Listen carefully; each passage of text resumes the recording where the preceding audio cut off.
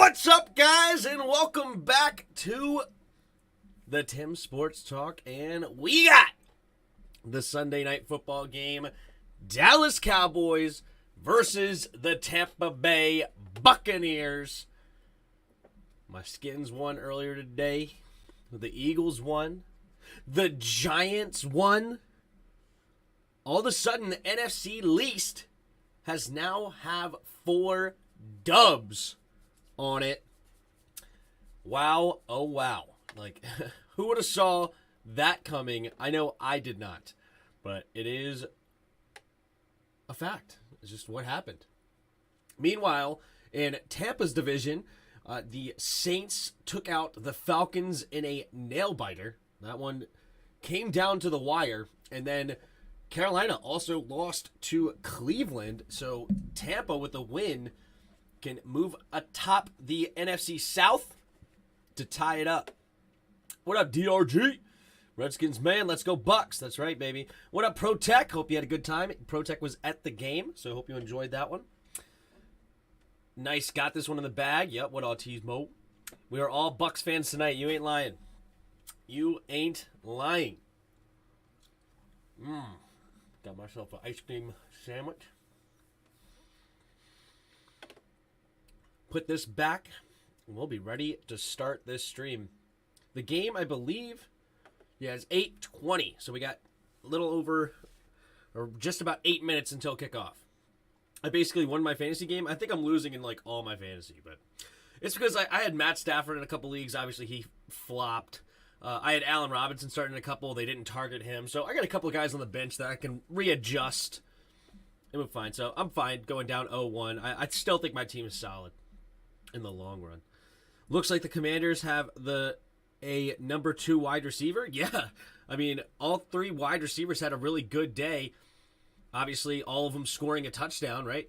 Or did Curtis Samuel score one? Curtis scored one, right? I know Jahan had 2. Terry had 1. Was it Curtis that had the other? I don't know. We'll see. What up, Pat? Get to your boys. Pat Hanlon is a big Tampa fan. Oh, what up? Who dat center? Congrats on your win. Stafford sold. I'm glad Chase and Taylor did their thing. There you go. There you go.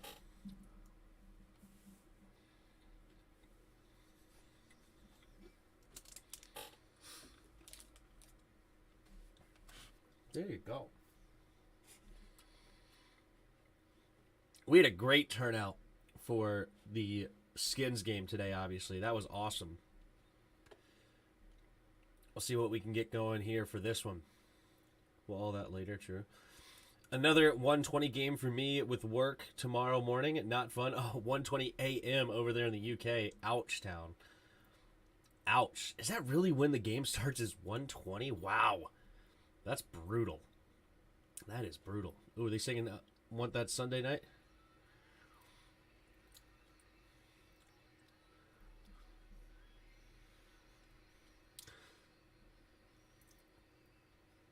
There you go. Waiting all day for Sunday night. We're here.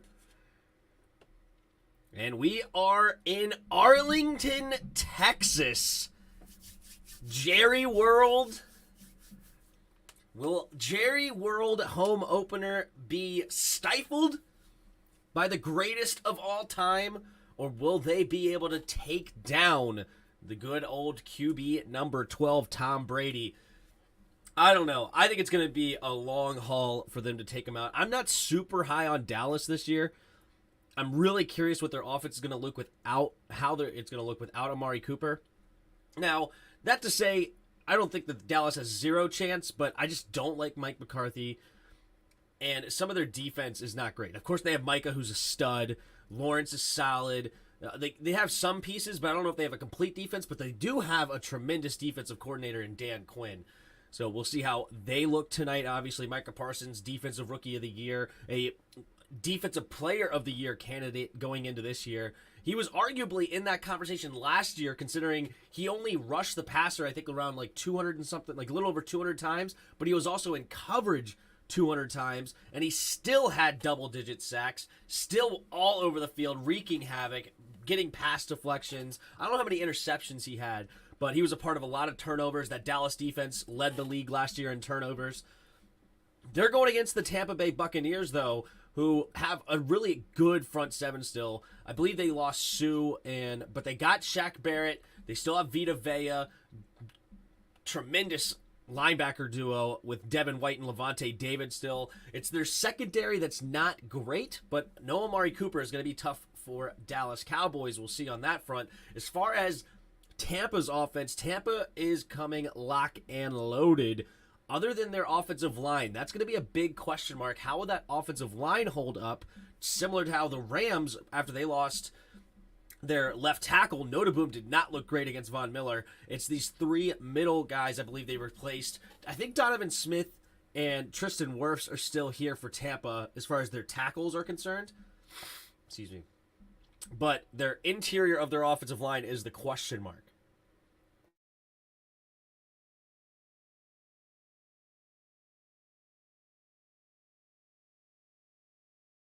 Sorry, had to sneeze there. Titans are garbage. You ain't lying. That 1-0 feeling. That's right, Dominic. What's up? I had a pretty good football weekend. Hokies won caused an earthquake. That's funny. Redskins won, and I won my first ever fantasy game. There you go. Oh, this is your first ever fantasy game. That's pretty cool. Congrats on the win. Titans are garbage. No Rudolph for us tonight. Expecting Cade and Cam to step up. True. Good old Cameron Brate. Cameron Brate needs to step up big time. Brate isn't really a bad tight end. He's just been overshadowed by other dudes, a la Rob Gronkowski, and then early on in O.J. Howard's career, where O.J. Howard was a first-round pick. So, of course, Cameron Brate's going to have to take a backseat on that front. But, I don't know. We'll see. We will see.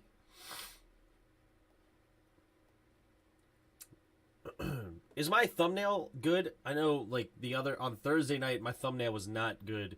For some reason, it got corrupted or something and just ended up going to the thing. When you guys look at my thumbnail, is it the proper thumbnail? Let me know in the comments. Let's go ahead and start a poll. Who do you have winning, of course? Do you have the Cowboys? Do you have the Buccaneers? If I can spell that right. There we go. Buccaneers is only one C, right? Or is it two C's? It might be two C's, actually. Yeah, it's two C's. Ignore me. All right, ask the community. Thumbnail's good. Appreciate it. Everyone else in our Division 1 would be great to see Dallas lose. Yes. Need it. Need it's a strong word, but it would be nice to see them lose for sure. Our O-line will be solid late season if Jensen comes back along with Shaq Mason. Tristan and Donnie just not keen on our left guard spot. Got it. I knew you guys lost some pieces in the interior of your offensive line, but okay, good. Tristan and Donnie. Who's Donnie? Oh, okay, Donovan Smith. I just never figured it was Donnie. But yeah, Donovan Smith is a stud. That's a great tackle, bookend tackles or whatever, but the interior is where you may struggle. Any update on Jonathan Allen? That's a good question. I never actually looked into it. I've been getting into a argument in my fantasy league. That's been fun for a few hours. Yeah, let's see what Jonathan Allen injuries is. That is old, right? That's old. Let's go to injury history. I don't see an update. On that yet. Let's see if I go to tools, go to past 24 hours. Fedarian Mathis leaves. I didn't ask about Fedarian Mathis. I asked about Jonathan Allen. But I don't know. I haven't gotten an update. Are people are already calling Dotson the best receiver in this year's draft? Is that true? Did nobody else have a good day today? Williams didn't play yet for Detroit. Chris Olave didn't do much. I know George Pickens only had 1 catch today for some reason. That sucks. I don't know how much he even played today. I know they have a ton of receivers over there, so he may struggle to see playing time in the beginning until he gets his feet wet.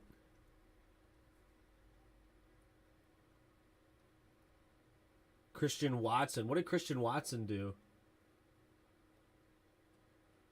Green Bay lost, so that's not a good sign. Did Christian Watson do anything? Watson had an end around for 7 and 2 catches, 34 yards. Not much.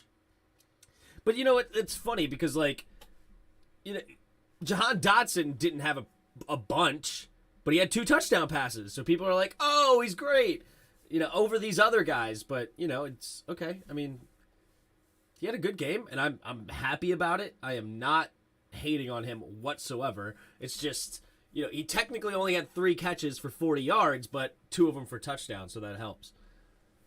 Watson dropped an easy catch. Ooh, that sucks. No other wide receiver from this year's draft scored, but they had slightly more yards than Dotson, but Dotson scored twice. True. Godke looked okay, but I don't think he's ready right now. Still ticked. Stenny got hurt. Ooh. I liked Luke Godke, though, out of Central Michigan, CMU.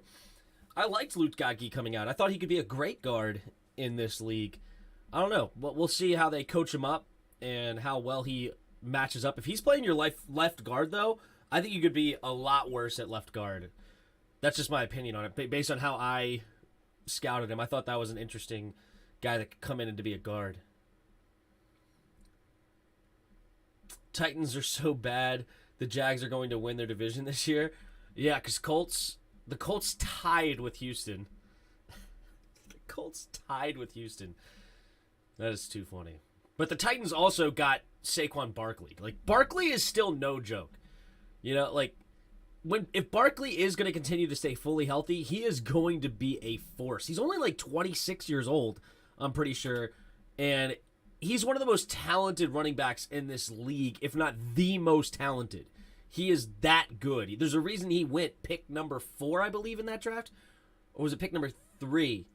I don't know. It was a minimum top 4 pick that year. I'm trying to remember. Because that was the year that Baker went 1. Darnold, I believe, went 3 to the Jets. It may have been Saquon number 2, actually, to the Giants that year. Or was it number 4? I don't know. Wait, there was a tie? Yes. It was the Colts-Houston. Ended in a tie, 20-20. The Colts kicker missed a 40-yard field goal that would have won it, and instead they ended in a tie. Saquon did go 2. Okay, that's what I kind of got there with the math in my head. Anyway, all right, looks like we're getting ready to start. It's 8:23. They already sang the national anthem, and we got Jake Carmada. He is a rookie out of Georgia coming in to kick it away for Tampa. Oh, is that short little fast guy that killed it in preseason? Is he the return man here? He had 2 touchdowns in 1 game, but this one will be caught at the end zone. He's going to run it to his left side and get tackled immediately at the 13-yard line. Number 52, I think, actually, came up and made a huge play right around the 13. So Dak Prescott and company will start their drive deep in their own territory. They still have weapons over here on offense. I'm definitely curious how this team is going to look. They're going to start with Zeke Elliott in the backfield and Tony Pollard out wide to the left, playing Z receiver. Of course, Dalton Schultz, CeeDee Lamb, and Brown and company. Dak Prescott takes a snap, quick throw over to the left side, caught by Dalton Schultz, will fall ahead for a gain of about 7, maybe 8. We took him instead of Race, fair enough. Red House, not Roadhouse, what up, bro? Thank you so much for the super chat. Best Sundays are when we win and the Cowgirls lose. Go Bucks. See you later, Tim. Thanks, Red House, not Roadhouse. Appreciate you stopping by and big appreciate for the super chat. Here we go. Dak Prescott in under center. Couple of tight ends on the right side. Takes the snap, handoff to Ezekiel Elliott up the middle, who finds a crease, but cannot get away from Levante David. But he does get enough for the first down. That'll be a gain of about 5, maybe 6. They're going to call it 7. Nice play. Good play there. Good tackle by Levante. If Zeke would have been able to squeeze past that like he's done so many other times, that could have been bad, but good tackle by the great linebacker. Here we go. Single back formation again. Dak Prescott fakes the pitch, and now he's going to do an end around, and oh my God, crazy weird play. Tony Pollard ends up with it, and that's going to be a big tackle for a loss. Tyrion Shoyinka, I believe that was their first-round pick out of Penn State last year, if I remember correctly. I don't think he was a rookie this year. I think it was last year. Or was it this year? Now I'm second-guessing myself. I know he's a young player, and I'm pretty sure he's the one from Penn State. Now I'm second-guessing everything I just said about that guy. It might be all wrong. Joe, open up. What do we got? No, he's the one out of the Washington. I'm getting the one with Ravens. I'm glad I looked this up. And he was a pick last year. He was a first-round pick, but he's the one out of Washington. I'm pretty sure I'm getting confused with the Ravens one, where he went the first round at the same time, but he was the one from Penn State. So there we go. I'm glad I corrected myself. All right, nice play here. Caught by Johnson on 2nd and 18. Gets some of those yards back. It's 3rd and 7 now. Dak Prescott in the shotgun. 3 receivers to the left. Tampa looks like they're probably only going to bring 4. They do. Max protection here, though. Dak Prescott throws it over the middle, and that looks like it was caught. CeeDee Lamb, first down. Big play across the middle by the first-round pick out of Oklahoma. A couple years ago, I should say. Second-year receiver as well. Dak Prescott hurrying up to the line, though. Single back formation, takes a snap, pitch play to the right side. Ooh, they liked the rushing matchup, and Zeke Elliott will get a gain of 7. That was a great decision. Good, smart play there. If that was Kellen Moore or Mike McCarthy, either way, or if it was Dak Prescott, they went with 3rd and 7, saw that the defense was in dime defense, which is not good against the run. They ended up hurrying up to the line with no subs and got Zeke Elliott to run it for 7 yards on first down. High IQ play there for Dallas. Under center, Dak Prescott takes the snap. Handoff to the right side is Zeke. Zeke falling forward again. Nice play. First down. Gain of about 6. So the NFC East is going undefeated this week? Possibly. What up, Bod? What up, Bad? It's very possible. I can't believe that the Giants beat the Titans. That is hilarious. That is funny. And it sounds like it was all Saquon Barkley. I don't know how well, what is his name, did Daniel Jones. Let's take a look here. Daniel Jones, 17 for 21, 188 yards, 2 touchdowns and a pick. He was sacked 5 times for 32-yard loss. Yeah, it sounds like, one of their Dallas's offensive linemen went down. They already had a couple of injuries to their O-line. That's not a good sign. Number 66 is going off the field. Not sure exactly where he lines up, but not a good sign if you are a Dallas Cowboys fan. But yeah, Daniel Jones, it looks like he just didn't lose the game, but clearly Saquon Barkley won the game with, what is that, like 9 yards? Over 9 yards a carry. Good grief. Holy smokes. That's insane. Derrick Henry looked pretty mediocre. Not even 4 yards a carry. But all right, here we go. Dallas, hurry up to the line. Oh, they were showed power O. Now they're going to motion out to empty set. Takes the snap, drops back to throw. Blitz coming, throws it over the middle, and good defense there by, it's Davis, Carlton Davis. Hard defense there on CeeDee Lamb. Does not allow the easy pitch and catch, so that'll be 2nd and 10. What up, Pocosio? How you doing, bro? In my league, Justin Jefferson had 40. Jeez. He's a stud. Holy crap, Mark McCarthy looks really old. Fair enough. A-Rod got sacked 5 times too, I believe. True. Minnesota's not bad. I had them winning the division. All right. Dak Prescott takes the snap, handoff to Zeke going to the right side on 2nd and 10, and Zeke will fall forward for gain maybe about 2.5, 3 yards. 3rd down and reasonable long. Looks like 3rd and 7, maybe a 3rd and 7 that's long, I'm not sure. They're going to mark it as 3rd and 8 on the screen here. But, all right, big play. They did succeed on 3rd and 7 earlier this drive. Let's see if they can't keep it alive. They went to CeeDee Lamb's direction when they did. Dak Prescott, empty backfield. He's going to motion CeeDee Lamb. Now goes back out, takes the snap. 4-man rush, has time, quick throw over the left side. Caught! And this one's Brown, and that'll be enough for a 1st down. Move the chains for Dallas. Offense on a good foot.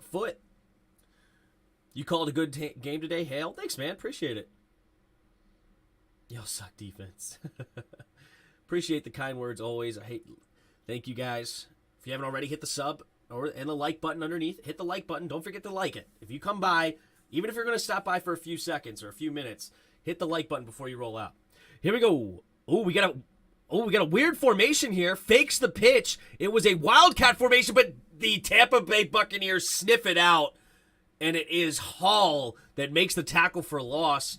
That is an interesting play design because they output Dak Prescott out wide to the right. Tony Pollard got a direct snap, but then Dak immediately ran to the backfield and they faked the pitch. That would be an interesting play as far as you actually do pitch it to Dak Prescott and then he could throw it downfield. That one would be really interesting. Dak Prescott in the shotgun. Takes the snap. Play action. Quick throw over to the left. And good defense by, looks like Winfield Jr. coming up and actually going through the block to stop the completion from happening out of the get-go. And now that'll bring up 3rd and 11 for Dallas. I had this debate today with my cousin, Max Crosby or Shaq Barrett. Max Crosby all day, every day. Not even a question. Max is a stud. I love Max. Shaq Barrett's good too, but Max is like, he's sniffing that top tier. Here we go. Dak Prescott in the shotgun, takes the snap, drops back to pass, pumping, throwing it to the right side, and incomplete. Not a very good throw. And this could mean that, do they still have Greg the Leg? He may come on for a long field goal here. Not a super long, but maybe like somewhere around 50, if not in the 50s. Great parlay, Tim. Washington money line along with Minnesota. Ooh, you're killing it over there. That was a great parlay. No, Greg is gone. Okay, who? No, it's Brett Maher. I'm an idiot. Brett Maher. Duh. I don't know why I even forgot that. Yeah, Brett Maher. He was their kicker last year, too. I don't know what's going on. Oh, no, he wasn't the kicker last year. He was the kicker a couple of years ago. I knew it was Brett Maher, though. Here we go. There's the kick through the uprights. And Dallas will put the first 3 points on the board. According to the metrics, it would have been good from 60. Nice kick there by Brett. And we'll move on. It ain't hard when you know what you're doing. Fair enough. I'm doing okay in my sports betting career. I don't know. I have to look at what happened after today's bets. I didn't have a great day today. Today I did not do great, but I've turned $50 into like 120, let's say, or 130, somewhere in that range so far this season. I'm just starting off small, having a good time. I did pick Washington Jacksonville on the under because I saw the rain and it was like 44.5 or something like that. And unfortunately, there was 3 touchdowns in the fourth quarter. I thought I was looking good, and then 3 touchdowns came out of nowhere. But since the rain there, I was like, maybe. Actually, it may have been bigger than that. Now I got to think about it. Was it 48.5? Did I really win that? Hold on. Now I'm second guessing myself. Let's see. Money line.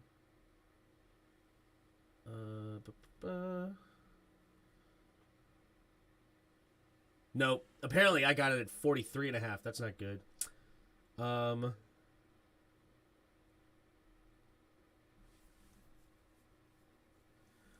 picked New Orleans with the points, so that wasn't good. I did pick Baltimore money line. I should have taken the points. I don't know why I didn't take the points there.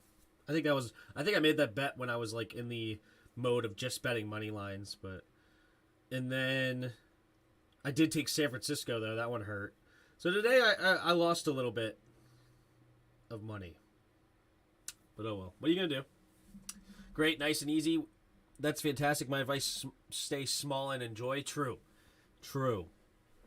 Yeah, I'm like $10 is like my max bet, unless I have like extreme odds. Like I bet 15 on the Ravens over the Jets, but that only won me like $5 and some change.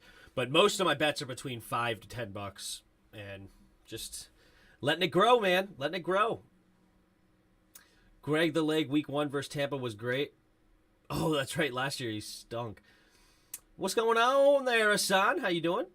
Thanks for stopping by. Appreciate you, as usual.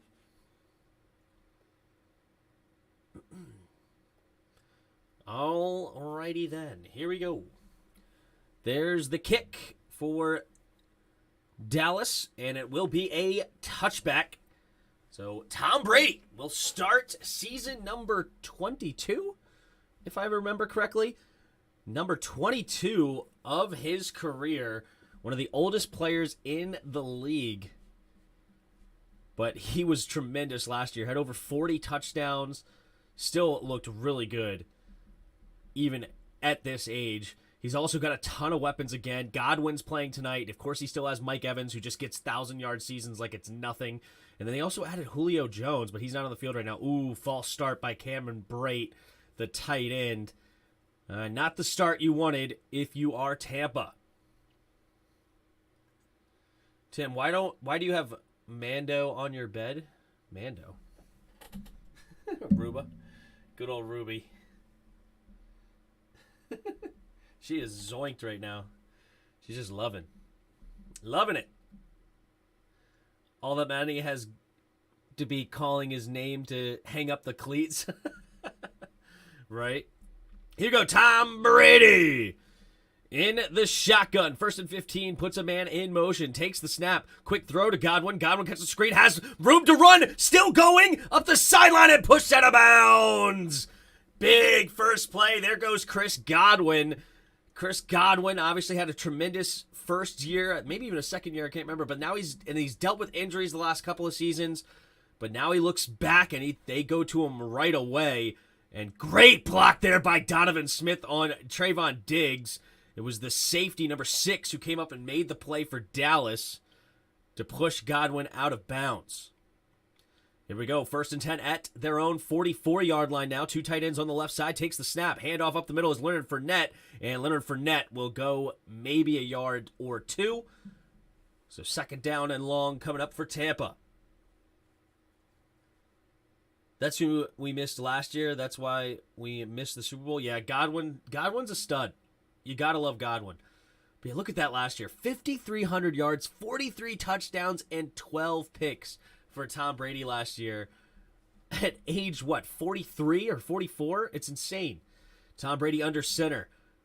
2nd and 8, puts Julio Jones in motion, takes the snap. Play action. Tom has time, pump fakes, now throws it over the middle. Whoa! Mike Evans open downfield. Holy smokes, that ball had some zip. After that throw, I promise you there's going to be a drug test on Brady. Holy crap, dude. That is old man strength. Good night. That ball looked like Cam Newton or something. Like, Cam Newton throws with all zip. It's hilarious. But good grief, man. He got all of that one in there. All right. 1st and 10, Tampa at the 34-yard line. I formation here. Takes the snap. Handoff up the middle to Fournette. Fournette has a goal, and he's bouncing off tackler's curse. Is going to have to drag him down, and he's going to get a gain of 7. There's Leonard Fournette. Everybody likes to hate on Leonard Fournette, but last year they just didn't use him, and he still ended up as like fantasy RB number 7.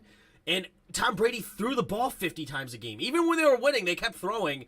If they find out, oh wait, we have arguably a top 5 talent at running back at our disposal, and they continue to run the football, sky's the limit for Tampa Bay.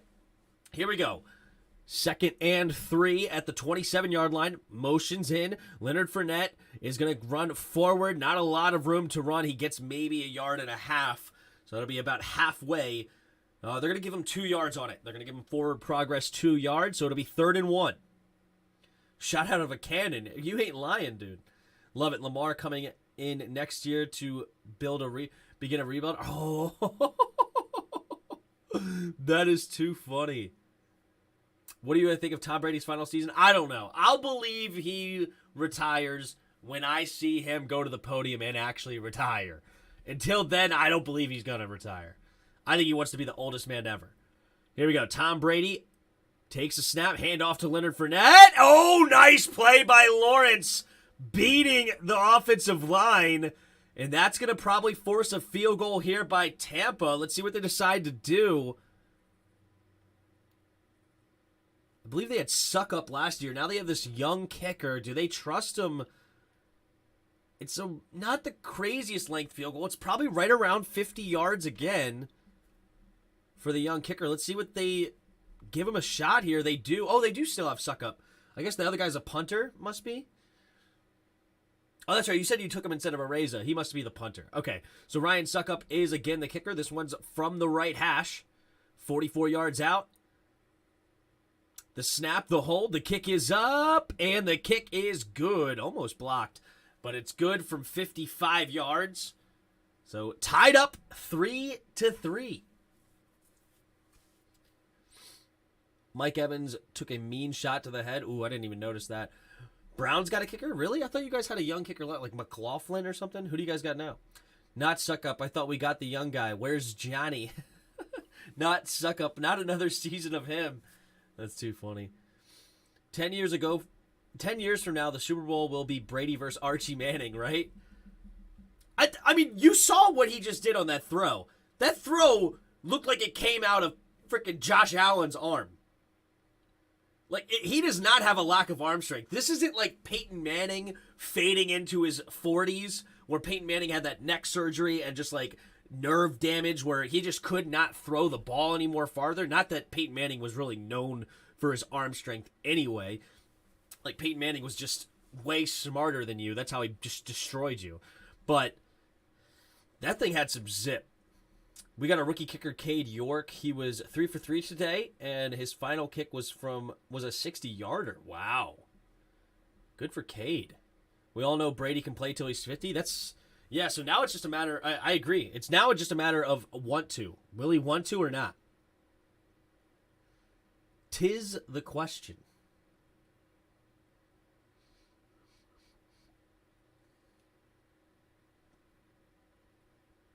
I'm glad to see Zeke getting some carries and having some positive yards. I'm happy about that. I took him in a couple of fantasy leagues.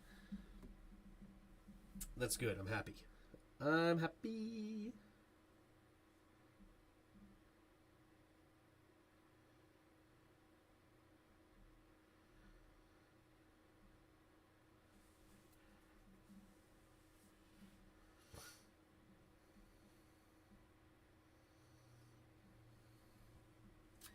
Gronk return prediction. I think he's out. I think he would have come back by now, to be honest. If Cameron Brate goes down, even then though, I think Gronk is done.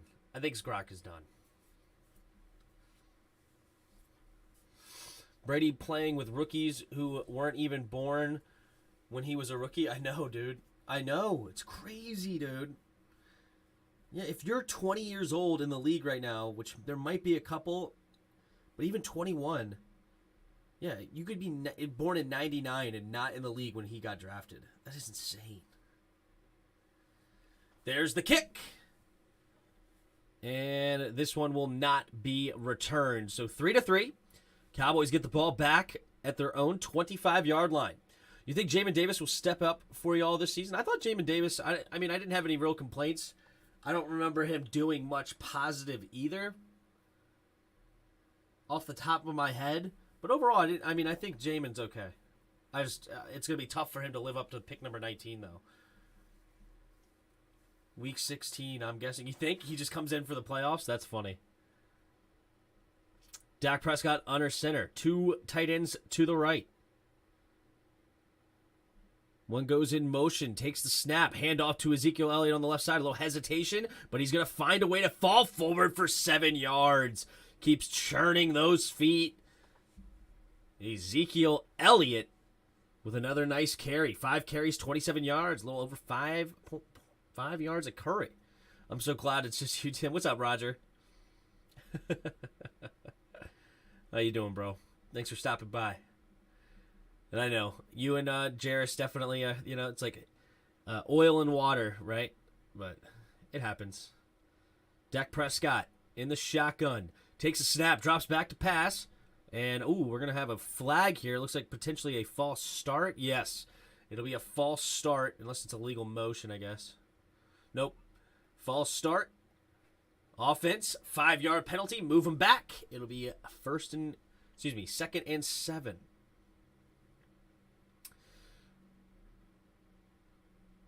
Roger Smith, we know Jarris gets carried around his fantasy. Oh, yeah. All right, here we go. Dak Prescott under center. CeeDee Lamb goes in motion out wide to the left. 2 tight ends on the right. Takes the snap. Fakes the handoff. Dak pumping. Now going deep. Poked in the air. And incomplete. 3 Tampa Bay Bucks had an opportunity at it.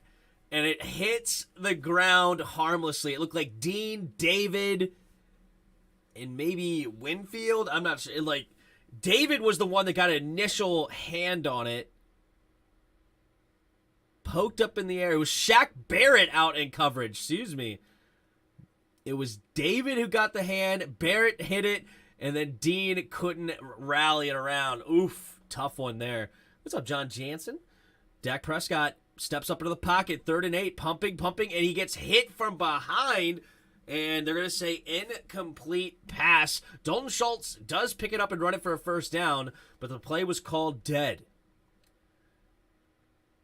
Are you streaming the Chargers-Chiefs game on Thursday? Yes, I will be streaming the Thursday night game for sure.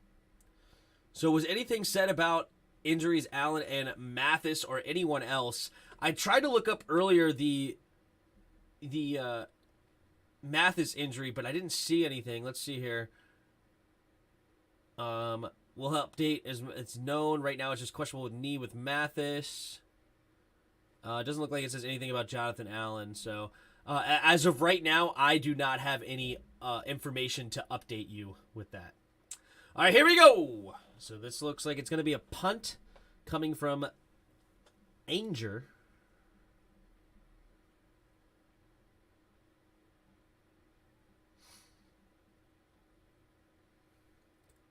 So 4th and 8, there's the snap and the punt. Looks like it's going to be caught right around inside the 25. Now he's going to zip around to the outside and get poked out of bounds a little bit around the 30. Darden was the return man. I think they're going to give him the 31-yard line. Tom Brady, hyped up, ready to roll. Give him a little fist bump before the game started. Look at Tom Brady. How old is he again? I keep wanting to say 45. Is that true? He is 45 years old. Playing quarterback in the league. That's incredible. Blanda got to 48 years old. I think he wants to beat it. What do you call the Washington? I see your background. I still call them the Skins. If you talk to me in real life, I'll call them the Skins. But when I'm doing like the play-by-play, I'll call them the Commanders. I'm not like somebody that is like anti the new name. But if you see me in real life and ask who's your favorite team, I'm going to tell you the Skins.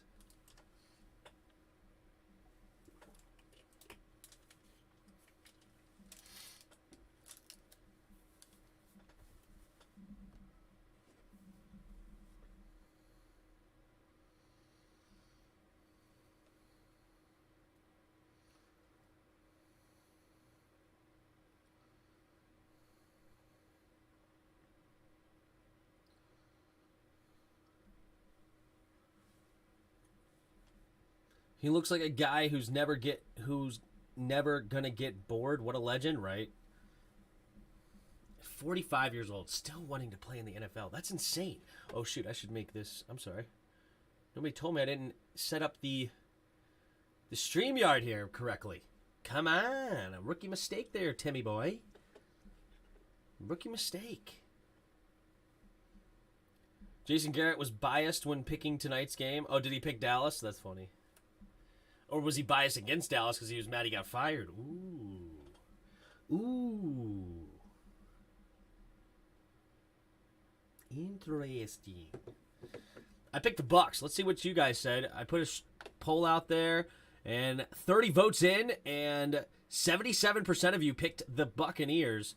So we're definitely a pro Buccaneer chat over here. Dak Prescott and their offense, though, they haven't looked horrible. They've ran the ball actually pretty decent. 5 carries, 27 yards with Zeke.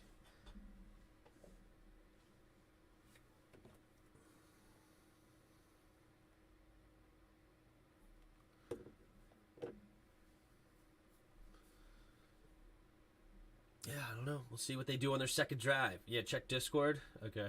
Oh, remember when Jason Garrett iced his own kicker? He was the only one who picked Dallas on SNF. Fair enough. Here we go. Tom Brady. Offset I formation to the right. Takes the snap. Play action. Brady throwing to the left side. Has his man, Mike Evans. First down. Move the chains. Tom the Brady is a goat, bro. Tom Brady's a goat. He's the goat. He's the goat amongst goats. So good. 3 for 3. 45 years old. Still killing this Dan Quinn-led defense. Yeah, Trayvon Diggs is not a number 1 corner. Tom Brady, quick throw over to the right side. Julio Jones makes the grab, and he's bouncing off tacklers, falls forward for a gain of 8. 2nd and 2. Julio. Isn't it crazy that you get to root for Julio now after him being up north in Atlanta? You had to root against him for so many years. Now Julio is on your team. It's crazy. I bet he even plays the GOAT simulator.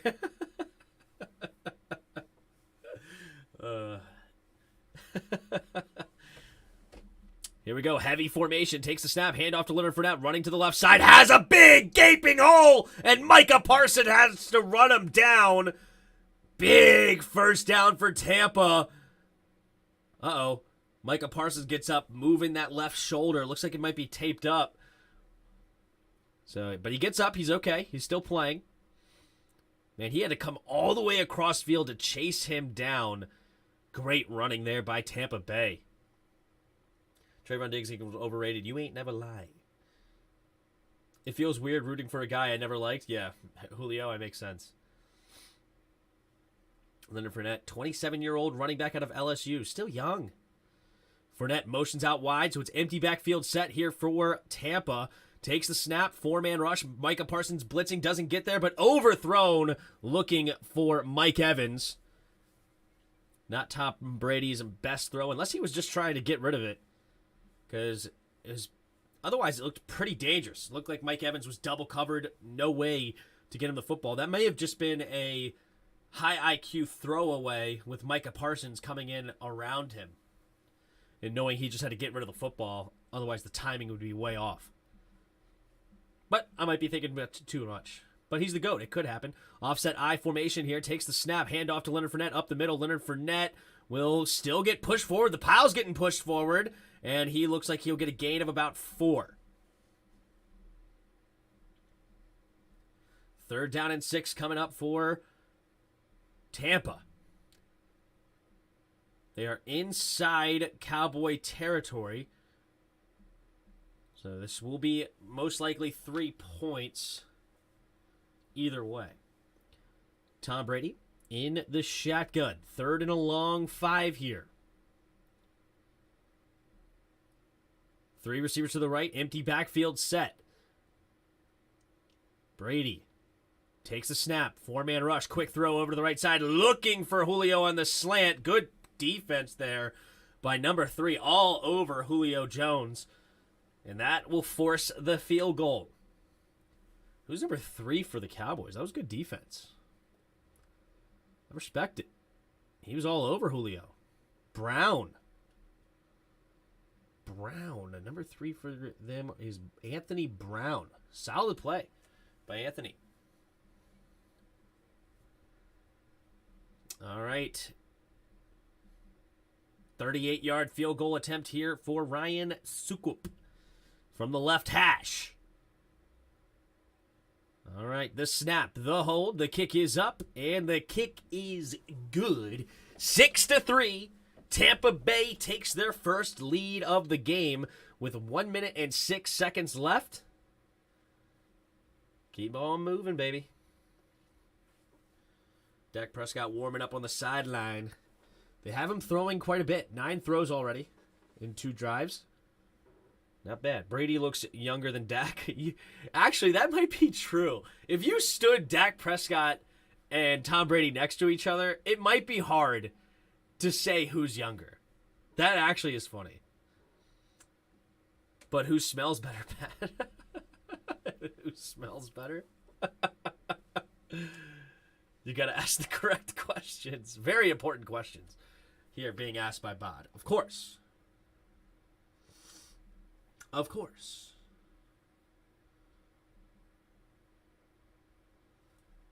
That's too funny.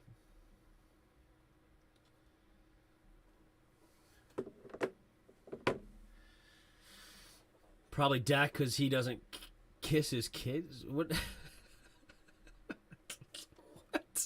What are we even talking about? What are we even talking about right now? Just because your daddy wasn't there to kiss you, Pat, doesn't mean you make fun of Tom for kissing his kids. God, that was rude. That was rude. I apologize, Pat. Nah, man, Tom looks old as hell. I'm not saying that he doesn't. That might be more of an insult to Dak than it means for Tom.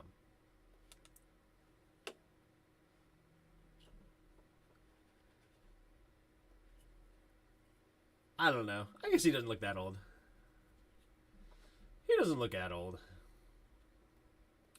I'll be fair. He doesn't look that old. He being Tom Brady. I mean, Dak Prescott. There's the comparison. I mean, he looks pretty young. Like, that picture of him does not look that old. Like, looking at Dak, I'd say, I don't know. Like, I don't feel like they look that far off. Well, Tim, you need to know that these things in case you've got to choose between riding an elevator with Brady or Dak. Oh, that's too funny. All right, there's the kickoff from Tampa, and we're going to get a return here from Turpin. Dallas makes the first guy miss, zigzagging around, and he will get tackled, looks like around the 25, 30-yard line, something like that. There's a flag on the play, though. Dak has 2 times the neck of Brady, right? All right, what's the flag? Holding. Receiving team, number 23. All right, so it'll be first down Dallas. It was holding on Dallas, so that'll move them back 10 yards. First QB selected in the 2016 draft, huh? Oh, all those guys were drafted in that draft. A couple of guys over Dak that had no business being drafted over him. Here we go. Dak Prescott, handoff to, it looks like Tony Pollard. And Pollard's going to go nowhere.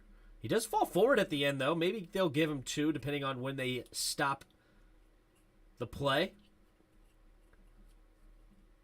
45 seconds left here in the first quarter. Tampa up 6-3, but Dallas has the ball. Dallas did get the ball first, though, so Tampa will get the ball out of halftime when we get there.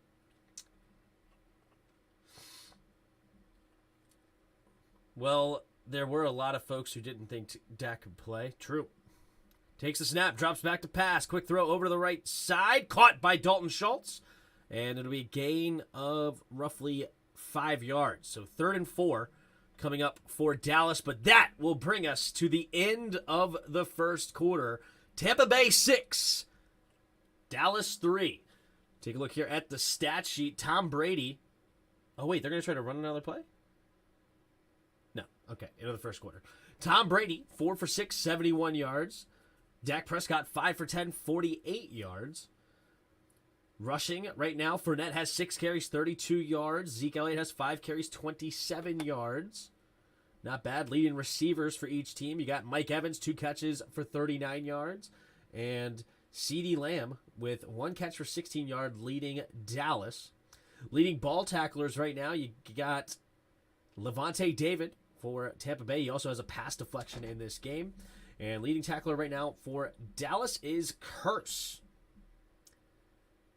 There you go. Is that Javon Curse? No, J-Ron Curse. That's it. Jaron Curse. Jaron. No, that's an old Patriot pick with the Tampa Bay colors. That's an old picture of Brady. You think that was an old picture of Brady? See? Are you sure? I don't know. Maybe. You think that was an old picture of Brady? Brady didn't have his hair like that back in the day. He didn't have, like, the spiked up swoosh. He had, like, the long hair for a little bit. I'm pretty sure that's a new hairstyle for Tom Brady. I'm pretty sure. I'm not an expert at Tom Brady hairstyles, but I don't think that was a super old picture.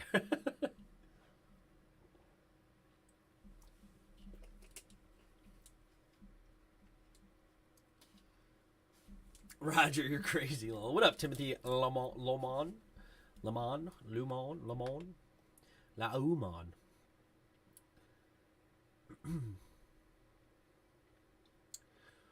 All right, appreciate you guys in the chat.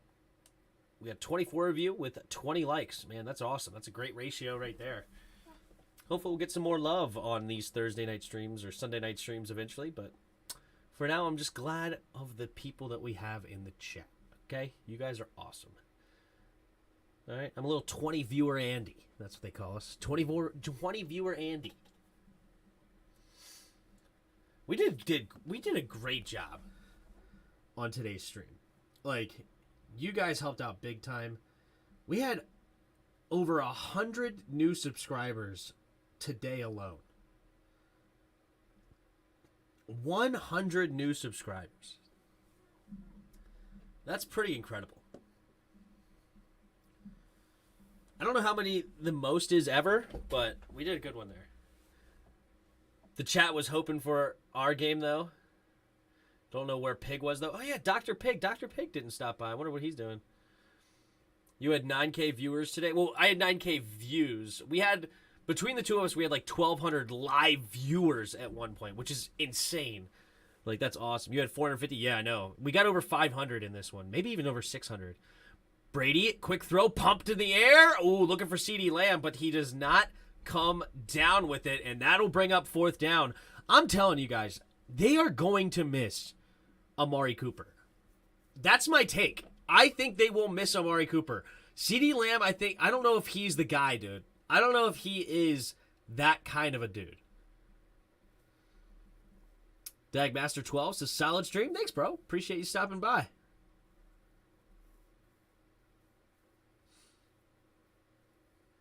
Most of the moderators know Pig. Fair enough. Yeah, I don't know what happened to Pig. Hopefully Pig's okay. Maybe he was doing surgery or something out of bacon. Yeah, hopefully nobody turned him into bacon. That would be sad. All right, Darton gets the return. He's going to get tackled right around the 39-yard line. So some solid field position here for the GOAT. They're talking about the chronicles of him announcing his retirement.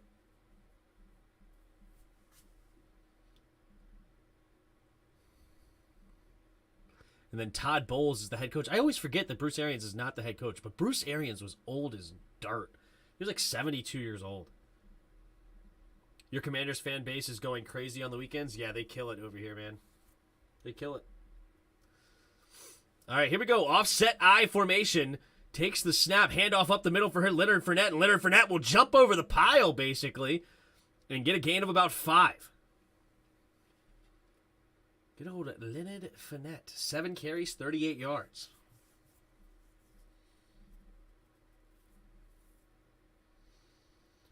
Dak was just bad last year when Amari wasn't on the field. The fact that they had to respect his speed opened up everything else. Yeah. Not only his speed, though, it's also his route running ability. The dude could get open. All right, Tom Brady under center here on 2nd and 4. Takes the snap, handoff to Leonard Fournette. Leonard Fournette is going to dive ahead for a gain of 3. Curse makes the tackle. Nice seeing your viewers grow compared to last year. Many more subs to come. Yeah, man, it's fun, dude. It is. It's a lot of fun. And I'm glad I'm doing this. I'm glad that people are enjoying it. Thank you guys for being subscribers and commenters. Obviously, it makes it easier when you have people here to talk to. Just talking to yourself can get a little old, I guess. But I do still enjoy it. Here we go. Tom Brady under center. 2 receivers to each side. Julio goes in motion. Takes a snap. Jet sweep to Julio, and Julio will get the first down with ease. Gain of about 5 yards inside Dallas territory.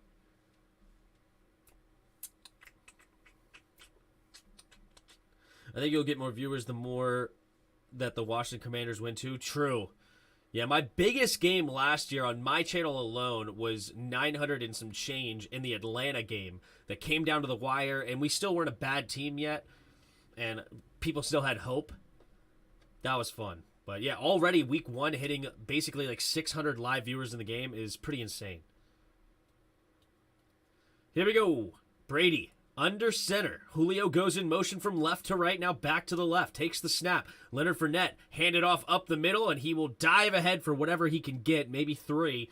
It'll be 2nd down and 7 coming up for Tampa Bay.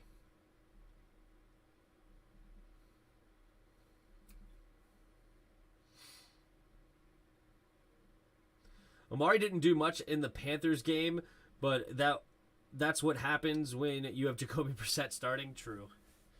Yeah, with Watson, it'll be interesting to see. But all right, here we go. Leonard Fournette motions out wide to the right now. Empty backfield set, 3 receivers to the left. Tom Brady takes a snap. Here comes a blitz. Steps up, throws it quick, finds his man Julio Jones. Falls ahead for a first down. Julio Jones. He looks like he's getting some play today. He's got 3 targets so far. And we're only in the 2nd quarter. Some people thought he may just be an afterthought of this offense, like aging, kind of just bring him in as a veteran presence. I wasn't sure what to think as far as how much they would use him, considering they already had Mike Evans and Chris Godwin, and how really he didn't do much last year in Tennessee. But it looks like they want to hit him early and often because the guy's a stud. Tom Brady, handoff up the middle, and this time nowhere to run. Number 97 looks like he got a hold of Fournette and brought him down. That's a long last name. Odigizabada. How in the world do you say that last name? Hold the phone. Odigizua. Osa Odigizua comes up with the tackle. I think that was actually perfectly phonetically correct, actually. Don't at me. Here we go. Tom Brady in the shotgun. 2 receivers to each side. 2nd and 11. Takes the snap. Drops back to pass. Flows over the flat. Wide opens Leonard Fournette. Leonard Fournette. Ooh. Leonard Fournette wanted to lay the boom on Diggs, but Diggs went lower and basically tripped him up, where Leonard Fournette was actually so low. He almost tripped himself because he got so low to lay the hit, but then nobody was home to hit. So he just fell over, basically. 10 more games till Watson comes, but true. Jaguars passed on Amari Cooper in the draft. Smart. Yeah, Amari Cooper, even if he doesn't get a lot of catches and stuff, he opens up stuff for everything else. That's why it's so important for Dak to have him. Because even though he's not getting necessarily all the passes, he does so much for that offense. Here we go. Single back formation. Takes the snap. Fakes the jet sweep. And Leonard Fournette now pitches to the left side. He's got a hole, or got a lane, rather, and he's going to get knocked out of bounds. And Leonard Fournette wanted a flag. It looked like Van Der Esch maybe had some extra stuff, but Van Der Esch, smart man, even though he may have pushed him out of bounds, he then reached his hand out to help him up, and the refs held the flag. Brady is not the QB he had last year, though. A slight upgrade. Talking about Julio? Yeah, just a slight over Ryan Tannehill. Just a slight is Tom Brady. Just a smidge. Just a smidge. But as I said, I mean, I wasn't like one of those that said Julio had no chance. I just didn't know where he would fit. It's kind of like Allen Robinson. Takes a snap, handoff up the middle, and nowhere to go for number 29. He literally just stood there, had to dive ahead barely, and I don't think he got back to the line of scrimmage. It's White on the carry. R. White.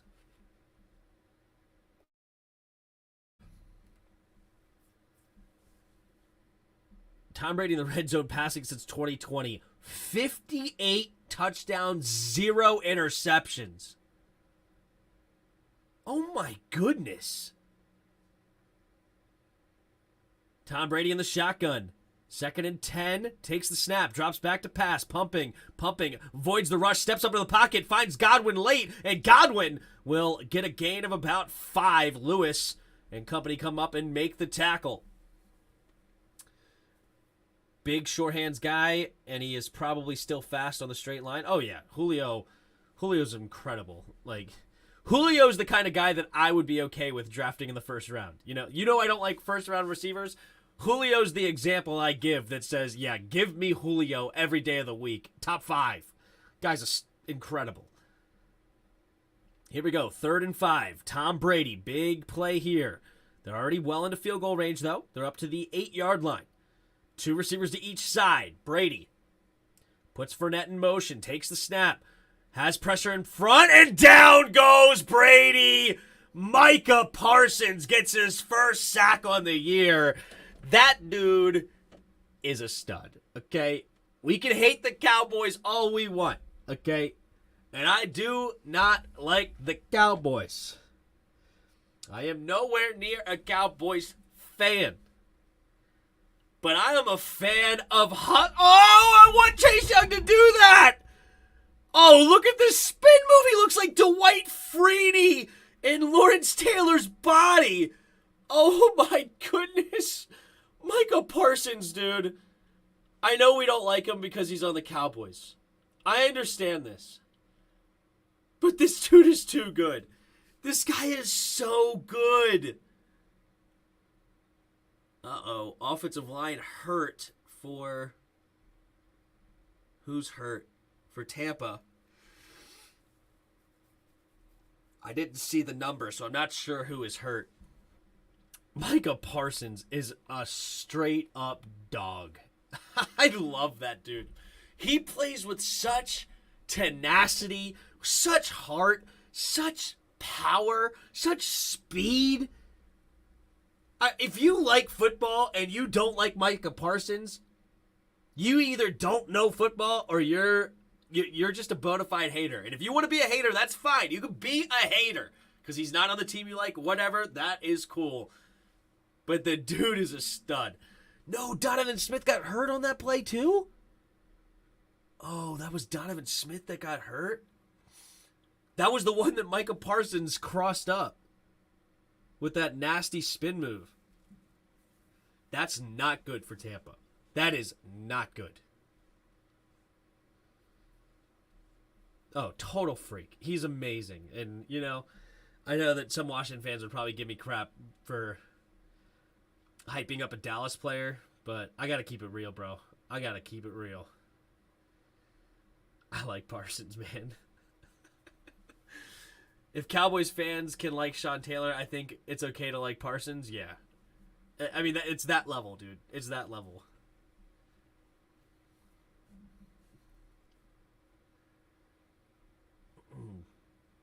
Obviously, it's not. It's the level as far as playing on the field, I should say. It's just too much respect for a single player. I mean, he's so good. I would have loved to have had him. But unfortunately, we won too many games that year and ended up pick 19 and didn't get him. His off-the-field stuff is still sus, but yeah, he's that dude. Is he really off the field? Everything I've heard since he's gotten drafted has been great. Like, I love his interviews. He seems to be a very, level-headed guy. And as far as, like, he sounds competent. Like, he interviews well. I haven't heard, like, they talked about him versus Lawrence Taylor, and all he did was give Lawrence Taylor props and basically said, I should not be in that conversation. I'm only a rookie. Like, all respect to Lawrence Taylor. It's humbling to be put in that conversation, but right now I should not be, and I love that, dude. I love that. Hell, I used to secretly like Romo. That's funny. Make Micah Parsons a D end. I think he could play anywhere, dude. But him as D end is nasty. Ooh, the kick is blocked! Or did he just shank it? He may have just shanked it, but it was a missed field goal. And Dallas gets a break here. Cormada the holder. Let's see, did anybody get a hand on that? Oh, it's hard to tell. Kind of, maybe? I can't tell. I couldn't tell. He's been fine since getting drafted, but he had some, let's just say, allegations. Yes, and yes, I know about the allegations at Penn State. I'm aware. I'm not hiding that or anything. I was aware of those things. Here we go. Dak Prescott under center. CeeDee Lamb goes in motion from left to right. 2 receivers to each side now. Takes the snap. Play action. Rolling to his right. Going deep. Has a man open. CeeDee Lamb. First down. Gain of about 20, but there is a flag on the play. This might be coming back. Hold the phone. Hold the phone. I heard the Cowboys don't like putting Micah and DN because they don't want to pay him the big bucks when his contract. That's funny. That's funny. If you think, pass interference, offensive. Oh, the reason he was so open is he pushed off. See, this is what I'm talking about, man. They're gonna miss Amari Cooper. But, dude, you could put Micah Parsons at kicker. You're paying him $30 million a year when his contract hit. Like. I don't care where you tried to hide him, okay? Oh, we don't pay tight ends very much. Let's just say he's a tight end. No, the dude is your defense. He's getting paid as if he's both. It's going to be insane. Here we go. Dak in the shotgun. Takes a snap. Handoff to the left side is Zeke Elliott. And Zeke Elliott will dive ahead for a gain of 5 on 1st and 20.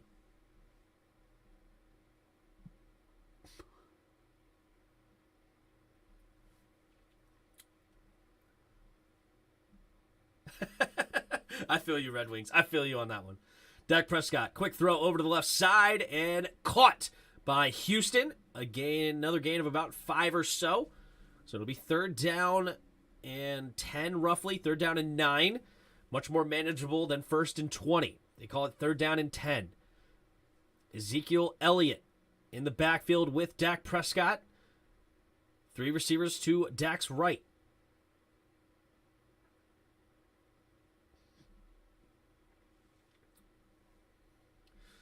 Changes the play at the line. Takes the snap. 4-man rush.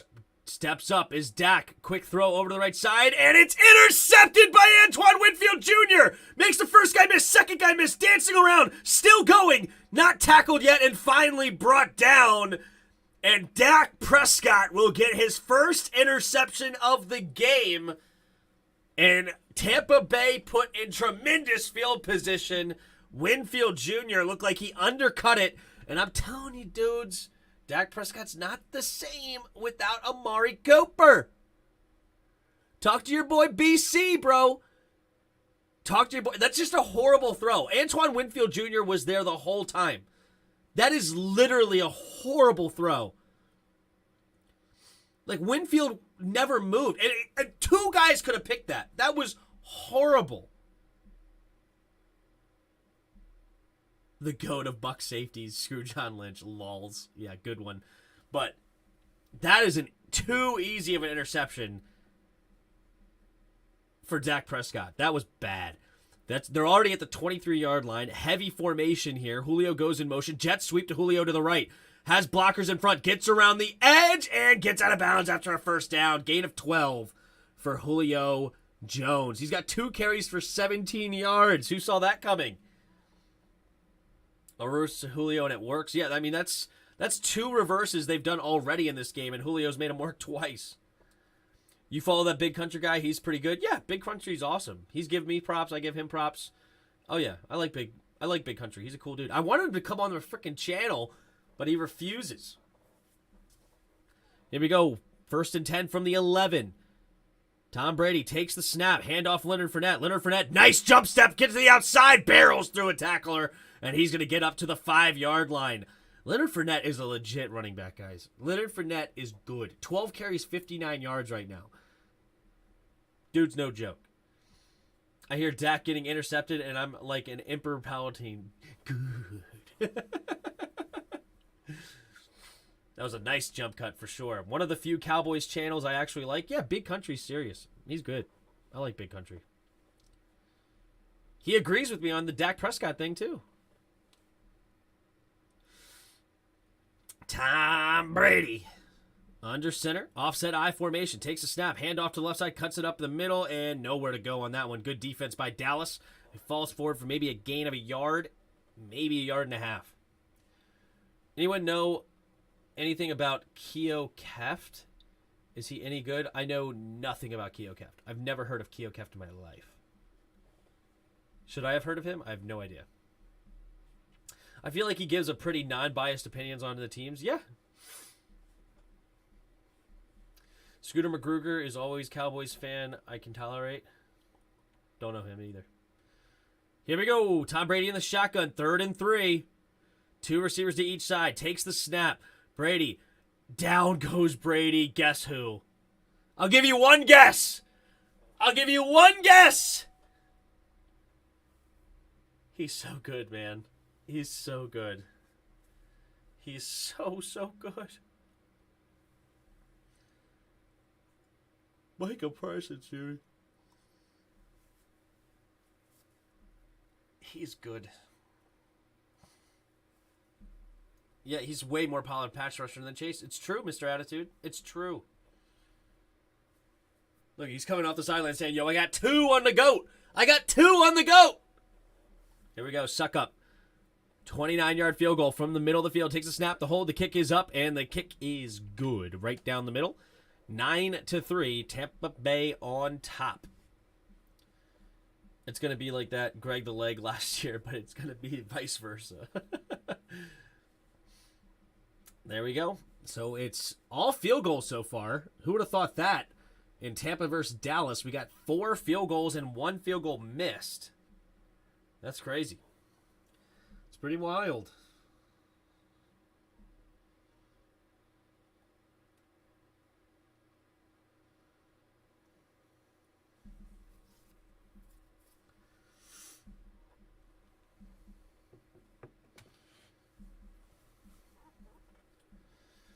Micah to Commanders 2026.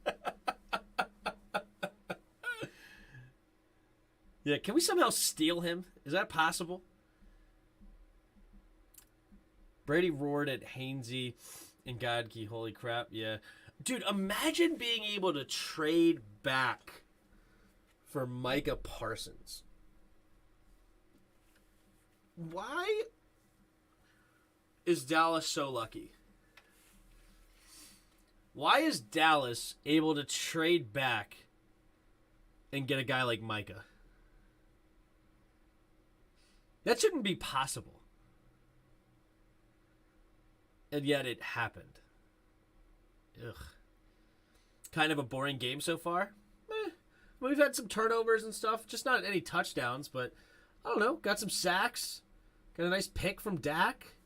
A couple of nice runs. I don't know if I would say it's completely boring, but it's definitely low scoring. It's definitely low scoring. Commanders fans, I want Micah Parsons. Ron, we have Micah Parsons at home. Jamin Davis. We would have to give up a first-round pick for the next decade to get Parsons, right?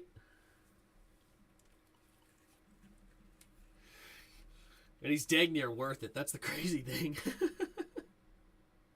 Hey, Dr. Pig in the house!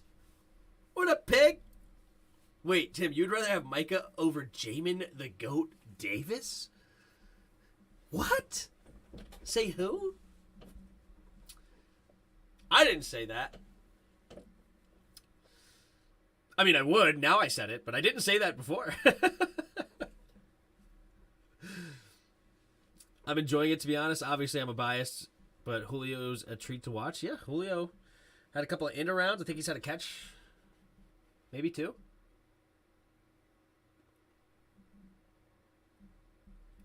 He is not Bacon. Dr. Pig is not Bacon. We were worried about you, Pig. We were saying, hey, we didn't see you in the live chat earlier. Here we go. Return by Turpin, rather. Turpin gets to the 24-yard line.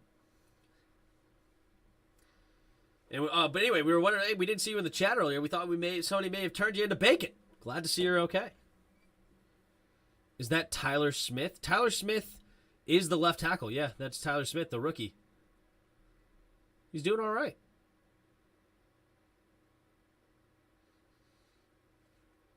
Shaq Barrett got him on that one, though. Here we go. Dak Prescott under center. Single back formation for Zeke the Geek. Ooh. Shaq Barrett got off sides, but they're going to say false start Dallas.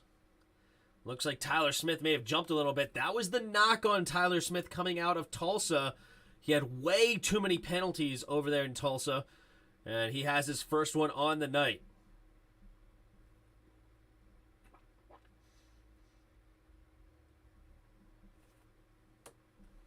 So 1st and 15 coming here for Dallas at their own 19 now. Brown goes in motion from left to right, takes the snap, handoff to Tony Pollard. Tony Pollard will get a decent gain here on 1st and 15, gain of about 6 up to the 25-yard line.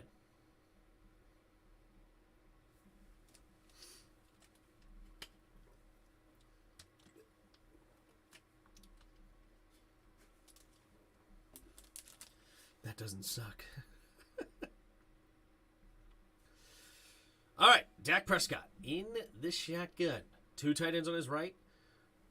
Guy motions back out into the backfield. Takes a snap. Ooh, a little triple option here. Dak keeps it himself, running for a first down. Wow, a little triple option here coming from Dallas. Hold the phone. Nice run here by Dak Prescott. Play action. And who'd he get on that one? Oh, Levante David. He was like, yo, he's got to pitch it, right? He's not going to actually make me tackle him. Yeah, you know what? That may be his death. Next time you better pitch it because Levante David's coming after your head. Here we go. 1st and 10. Takes the snap. Play action. Dak throws it over the middle and incomplete. Looking for Brown. Davis on the coverage.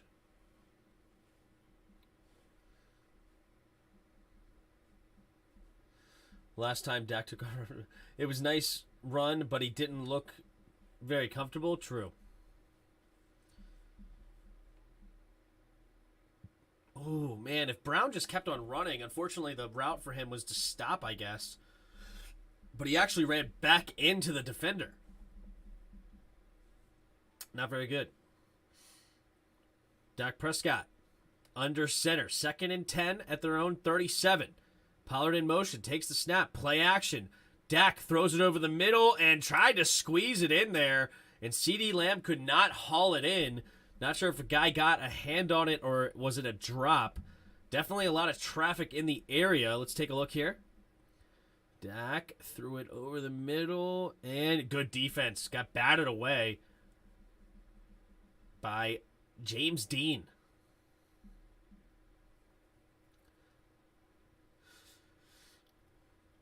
All right, 3rd and 10 here. There's only 1 second before the 2-minute warning. 3rd and 10 for Dallas. Schultz in motion. 2 receivers to each side. Takes the snap. Late blitz coming here. Got to get rid of it. Hit as he throws and nearly intercepted by Shoyinka. Could not quite get there. The ball hits the ground harmlessly. And it was Shaq Barrett who got pressure on Dak. And that'll bring up 4th down. And the 2-minute warning. So Tom Brady will have 3 timeouts in 1 minute and 56 seconds. They've moved the ball well. They just haven't been able to punch it into the end zone yet. Let's see if they can't do that here. But they also get the ball coming out of halftime. So this could be a big play here as far as really digging a hole for Dallas if they can get some more points on the board and then come out after half and do the same. Defense is so good. I just think Dallas's offense isn't great. That's just how I feel, man. That's just how I feel. That's go to YouTube. I'm curious what Big Country's looking like these days. Let's go to Big Country's channel. He's got 50 watching. Let's go over and hit the like button. Who do you got winning this game? We're going Tampa, of course.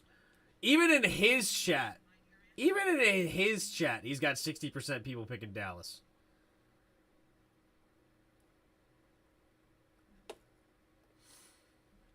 That's funny.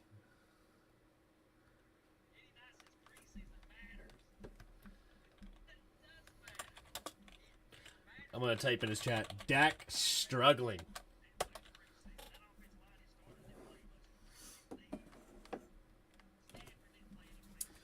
Let's see if he hears me. I know you guys can't hear him.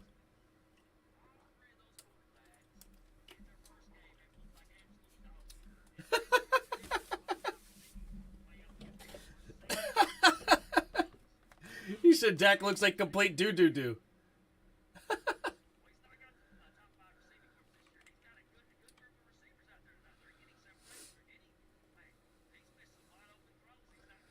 Dang, he is crap on Dak. Says he's not going through his progressions, forcing the ball in double, triple coverage. Oh, he's going in. Hold on, let me stop this. There you go. He's playing like crap. He's talking to me right now. Hold on. Been pressured once, honestly. Can you hear him? Last year, Dak was always sacked 30 times. There's 20 out of the quarterback shirts in the house talking about into literally double and triple coverage. Tim's in the house talking about Dak. Says Dak's struggling. Yeah, he's throwing into double and triple coverage. He's playing like crap. Playing like crap. Hey, Tim, you know what's going to happen? They're all going to say, oh, the offensive line, they did block for him. Dak's not been sacked one freaking time tonight. He's only been pressured once, honestly. Last year, Dak was always sacked 30 times. There's 28 out of the quarterback sacked more than him. But people talk that nonsense, Tim. I don't talk that nonsense here on my channel. That's a bunch of BS. He's had good protection all night tonight. He's not going through his progressions. He's not doing what he's supposed to do. This is a Dallas fan. Look at him. He's not doing what he's supposed to do. I'm going to say true. Farniok and Smith did miss that block there. So he's only been pressured once or twice all night tonight on 4 series. Through 4 series, he's only been pressured a couple times. Bro, for the honestly, that's pretty good for an offensive line for y'all that don't know. That's good. Matthew Stafford was sacked 7 times in one game, and he's probably pressured. The Bills probably pressured him and hit him probably 20 times in that game. Burrow earlier today. Burrow was probably hit. I bet Burrow was hit earlier today. I bet he was probably hit. Come talk halftime. Well, I bet he was hit probably 15, 17, 18 times earlier today. Halftime. I mean, it's just ridiculous. All right, we'll pause that. Let's get back into it. So Tom Brady has to go 90 yards to point some points. Let's see what he says. We'll mute that. So Tom Brady in the shotgun takes the snap. Quick throw over to the right side. Caught by Godwin. And Godwin will go out of bounds after a gain of 5. Minute and 41 to go.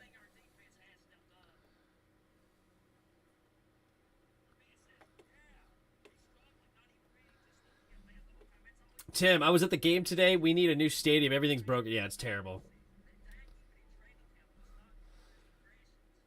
Here we go. Tom Brady in the shotgun. Takes the snap. Rolling to his left. Has to get rid of it. And caught. This is not going to be good. Has to use a timeout probably here. It'll be 3rd down and some change. They're not going to use a timeout. You got to get a 1st down. They're going to hurry up.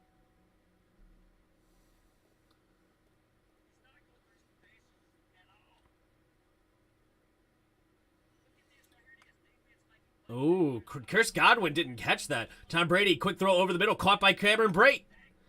And 1st down, Tampa.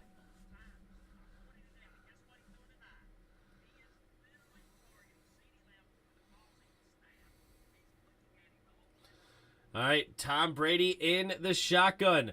Drops back, going deep. And Julio Jones! Julio's back! Oh my goodness gracious!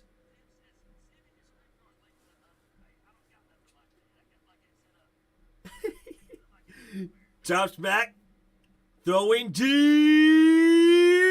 Oh, incomplete.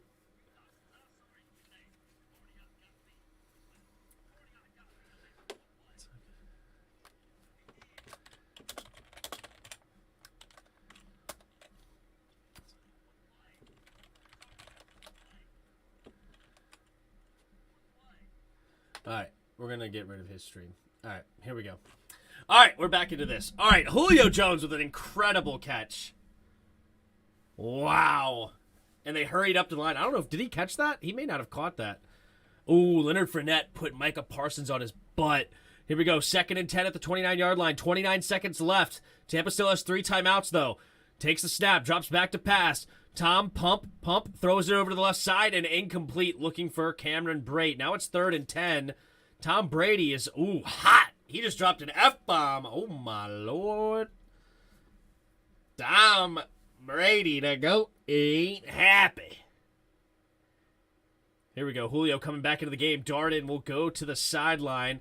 Yo, he just said, Brady, throw it to me. Literally, he gave him some signs. He's like, yo, give it to your boy. Give it to you. Your boy's here for you, bro. Your boy is here. Here we go. Tom Brady pointing out Mike, linebacker. 2 receivers out wide to the left. Julio, one-on-one on the right. Takes the snap. Tom Brady looked his way. Now he's coming back to the backside. Overthrows. It looked like Mike Evans. Incomplete. And it'll bring up 4th and 10. So that'll bring up a field goal. No, he was looking for number 16. Who's 16 for y'all? 16. Oh, Brandon Perriman. The old Maryland Terp. Oh, my goodness. Trayvon Diggs had a handful of jersey. What in the world? He said, I want Frank's. Here we go. From the right hash. 47-yard field goal. Wait a minute. Whoa. What's going on here? Oh, Dallas will ice the kicker here. Wow. Brashad Perriman. What did I say? Brandon Perriman? Oops. I meant Brashad Perriman. I know who he is. He came from the Ravens. I know who Brashad Perriman is, but I think I did say Brandon Perriman, didn't I? Oopsies. What up, Eric Chavez? How you doing, bro? Hey, man, you think Dable will change the culture for the New York Giants? Sorry, I didn't see this comment. Or you think lucky win spiral crap? I didn't watch the game, obviously, so I don't know what because I watched the Skins game, so I don't know what the situation is of that game or how lucky it was, but what I will tell you is Saquon Barkley's the truth when healthy, okay? And obviously the Buffalo Bills offense was tremendous last year, and Dable was the offensive coordinator, and they got Joe Shane, the GM, who was an assistant GM, basically, or assistant player personnel guy. But here we go. Suck up from the right hash. The snap, the hold, the kick is up. 47 yards out is good. And Tampa Bay will take the lead 12-3 here in the second quarter. 14 seconds left in the second quarter, that is. Anyway, so Joe Shane obviously helped build that great Bills roster, which is tremendous. That Bills roster is the deepest in the league, probably. It is. I mean, we saw what they did to the Rams. They were awesome. So I think there should be a culture shift. I really do. I like Sean McDermott. He comes from the Andy Reid tree, and Andy Reid's tree is no joke. It's tremendous. So, because it went Andy Reid to Ron Rivera to Sean McDermott, now Brian Dable. You got to respect what he's doing right now. And they won 21-20 over a team that I don't think is terrible. I don't know if it's the most talented as far as an actual roster's perspective over there. But as far as it's well coached with Mike Vrabel, they obviously do have some talent, right? They have Robert Woods at receiver. They have Derrick Henry at running back. Their defense is probably a little light of talent. I'm trying to come up off the top of my head. They do have that one defensive tackle. What's his name? Jeffrey Simmons. But yeah, it's a good win. It's a dub for the Giants. That's big. And so, yeah, Brian Dable, if he can continue that offense, looks like they're going to try to protect Daniel Jones a lot, try to force feed Saquon. And if Saquon could do what he just did over and over and over again, it could be a good year for the Giants. I mean, good as in like around 500 because a lot of people had them going like 3, 4, 5 wins or something, one of the worst teams in the league. But yeah, it could be a middle of the road season for them over there in the Giants. If Barkley keeps running like that, everyone's job is safe, right? A full house without a TD, shocker? Yes, that is very surprising. Considering these two offenses, that is very surprising. 27 of you here in the chat. My top 5 power rankings are Bills, us, tied for 1, Kansas City 2, Broncos 3, Chargers 4, Green Bay 5. Yeah, absolutely not. Bills is number 1. No ifs, ands, or buts. I'll take Kansas City number 2. I like that. I do like the Chargers number 3. I like that. Cincinnati's obviously now outside of my top 5 for now. They could get back there, but they're outside for now. I would go... Yeah, I'll go Bucks, then... Or no, I'll go Denver, then Bucks, I think. Here we go. Gets the kickoff by Turpin, and Turpin will not even get to the 15-yard line. Neal comes up and makes the tackle. Good play there by Tampa Bay, and I'm sure Dallas will kneel it and go into halftime down by 9. Tampa Bay 12, Dallas 3, and we got ourselves a ball game, ladies and gents, and Dallas is a problem. Dallas is not good right now. Pat Hadley's sleeping on us. Dude, I have you in the Super Bowl, bro. I literally have Bucks versus Bills. Don't talk about me about sleeping. Look, all the other teams I named were on the AFC side. Wasn't it? Didn't I list? I said Bills. I said Bills, Chargers, Denver, Chiefs, and then y'all. Right? So I have you right now as the number 1 team in the NFC. Just the AFC right now is loaded with a lot of really great teams. So I think it's going to be a Bills-Bucks Super Bowl. That's my prediction. I predicted that before the season started.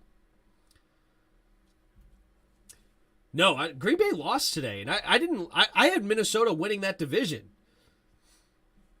You can go back and look at the skins in the game when we did the NFC North. I said I had Minnesota winning this division.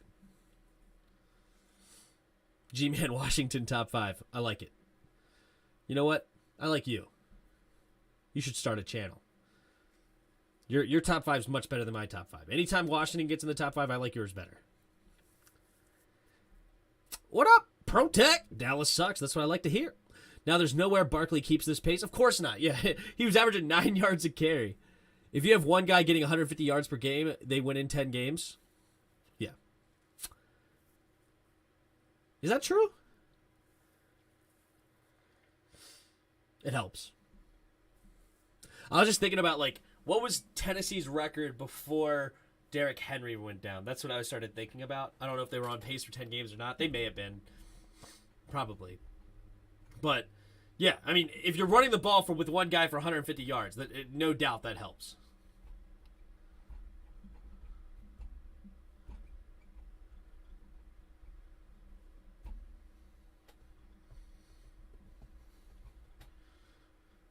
Yup. We got halftime. All right, let's take a look here at the stat sheet.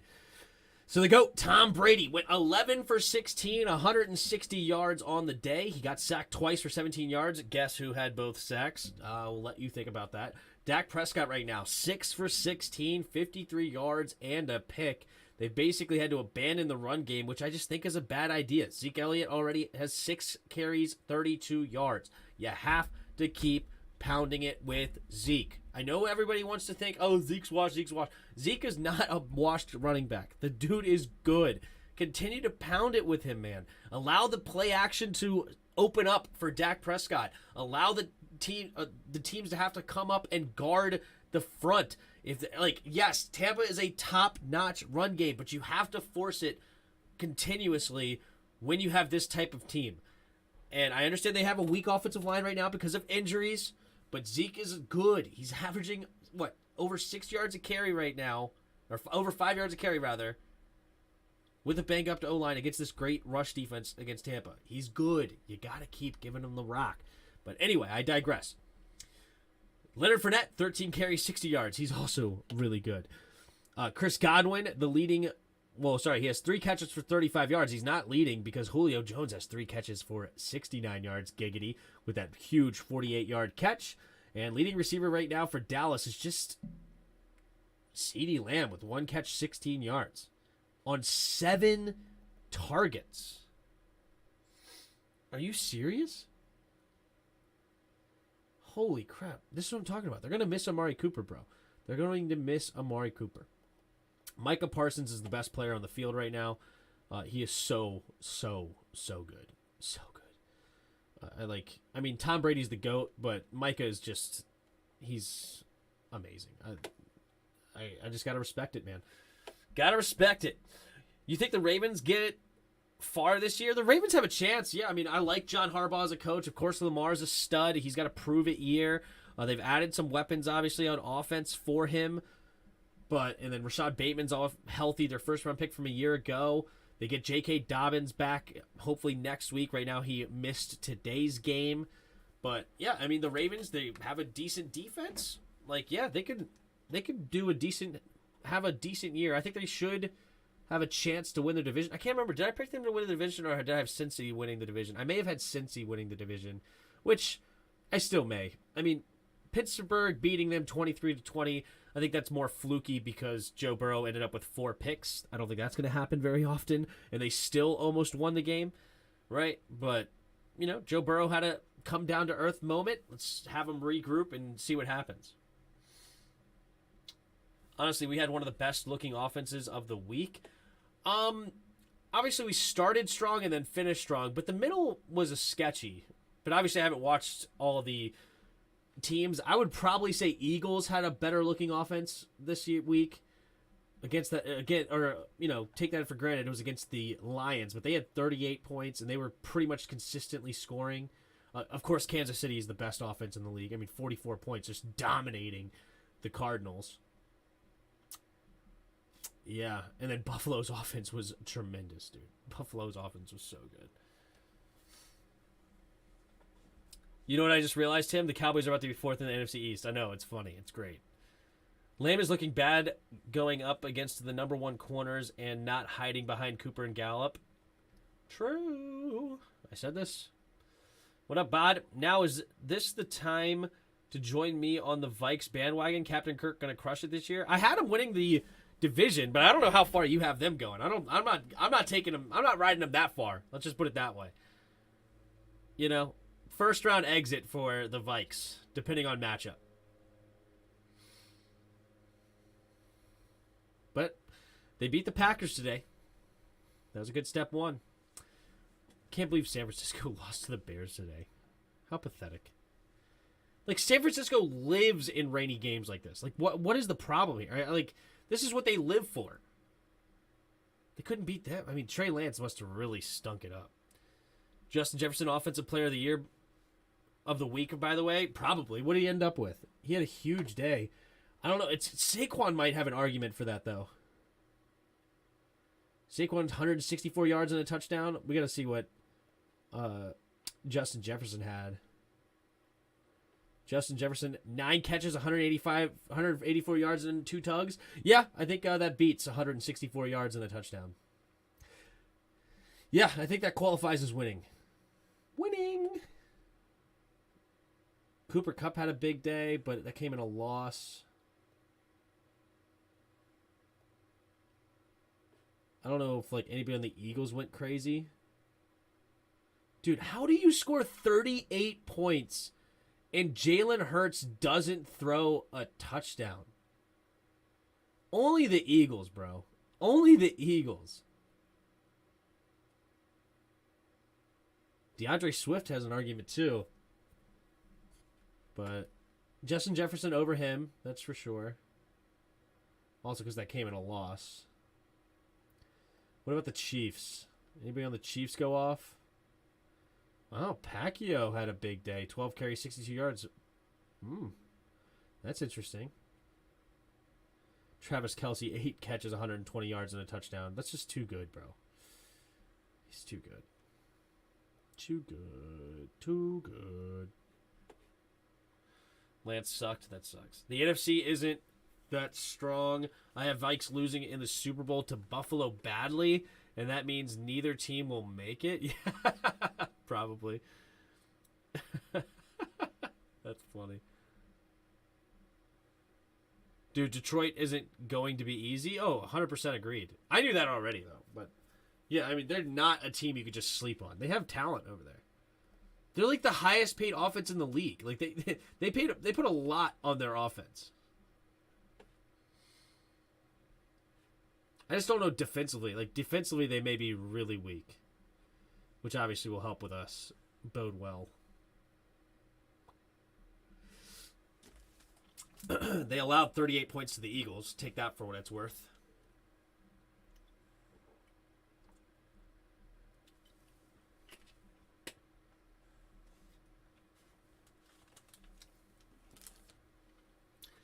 I think the two old boys give in this year. Rodgers and Brady give in. What do you mean? Dude, Detroit isn't going to be easy. True. Detroit wasn't easy last year. True. They almost won every game. I know they had like, what, out of their 17 games, it was like 11 of them were losses by 3 or something. Like, it was crazy. Or a touchdown or less. Oh, you're talking about hang up the cleats? You think Rodgers retires? Really? Maybe. Maybe he does. He's getting up there. He's what, 40? He's right around 40 himself.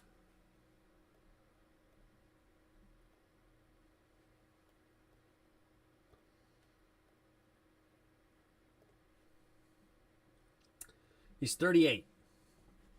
38 years old. Had a horrible day. 16.1 QBR. Good gosh.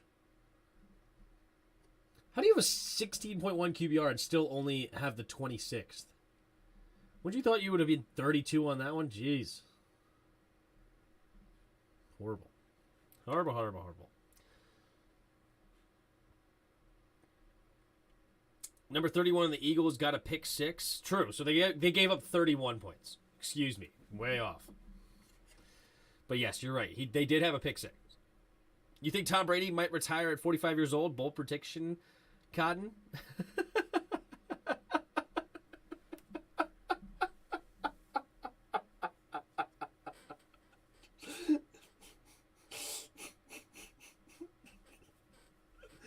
Little dodgeball reference.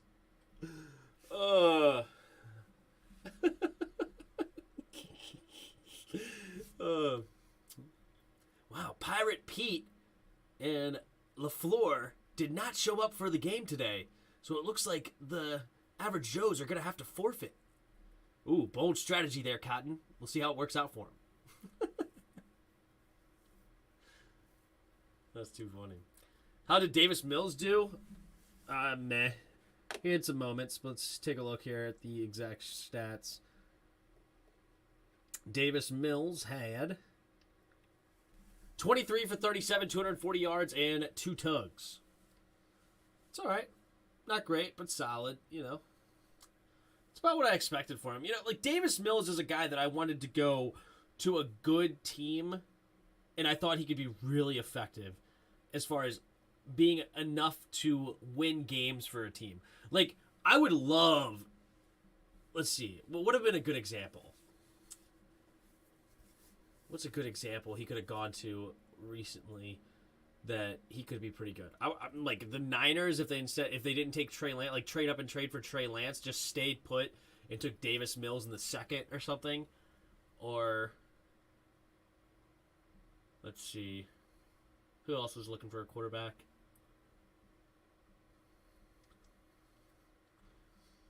I don't know. I know we were. I wanted him for Washington, but I like Carson Wentz better.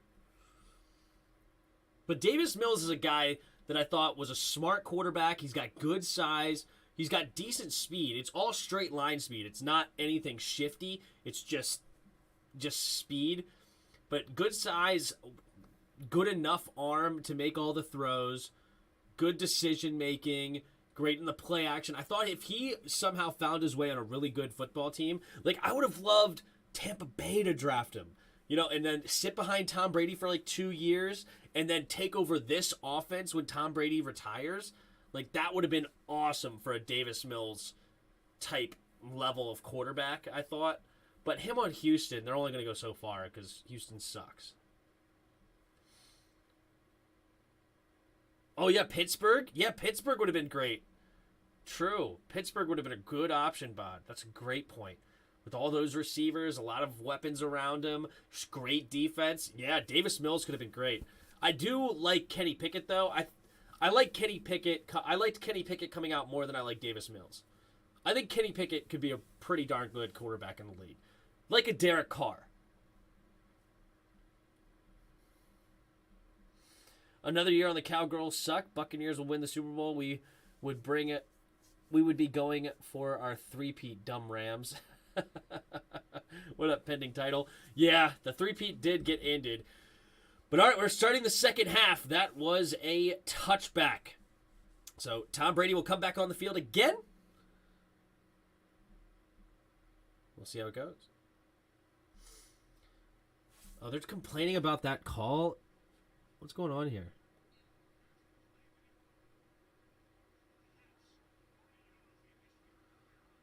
Oh, Tom Brady. Sorry, Chris Godwin got hurt. I see. Handoff to Leonard Fournette. Leonard Fournette busts through the hole, and it'll be first down, Tampa. Nice running there by Leonard Fournette, man. Leonard Fournette, dude. I'm telling you, this guy's the real deal. All right. 14 carries, 70 yards. Respect it. Respect. Chose Mond last year. Oh, that's true. Vikings would have. Yeah, Vikings. If you would have gone to a team like the Vikings, yeah, that could have been a good one for sure. Here we go. Tom Brady. Under center. Takes the snap. Hand off the middle for Fournette. Fournette will maybe get 2 yards.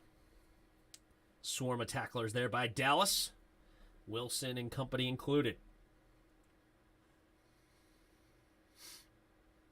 Colts blame Carson Wentz in the press conference. What press conference? Which press conference? Not sure what you mean. Probably could have gotten drafted by the Vikings and sat behind Kirk. Yeah, that would not have been a bad option for sure. But Kirk is not going anywhere. He's too young. Quick throw over to the right side, and it'll be caught for no gain. Vander Esch. And I couldn't quite catch who the second tackler was. It was number 92 came up and made the play. Tim, they blamed him for getting the tie today. Oh, I see. So he wasn't being serious. Nobody actually blamed him, but it was a good joke. Okay. That one went over my head. Apologies. 3rd and 8. Tom Brady in the shotgun. 3 receivers to his left. A little 2006 Pittsburgh defense here. Everybody's standing on Dallas's defense. And did they get somebody to jump? They did. False start Tampa. Number 67 gets called.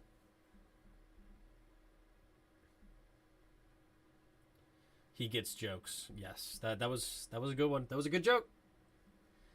It definitely went over my head for a second, though. I apologize. Apologies.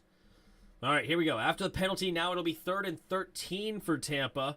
This is not where you want to be with no Donovan Smith and an ill-mobile quarterback named Tom Brady. And they put Michael right over the backup left tackle. They do have Fournette, maybe to help get a chip. Let's see.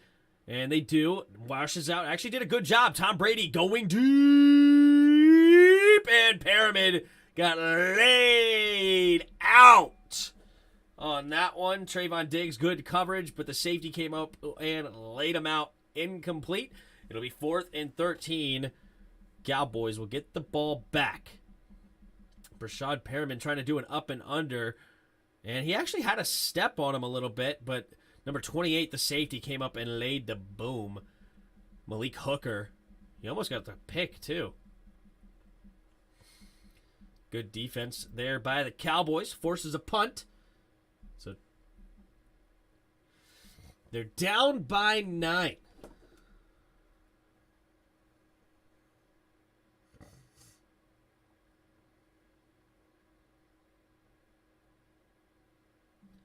All right, there's the punt. It was a terrible punt.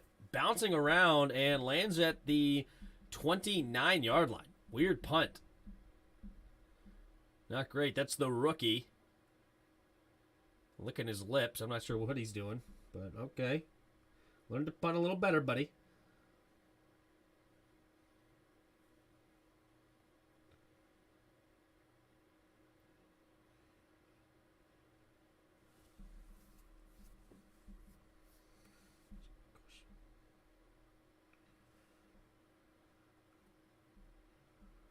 Sorry. Setting up work for tomorrow.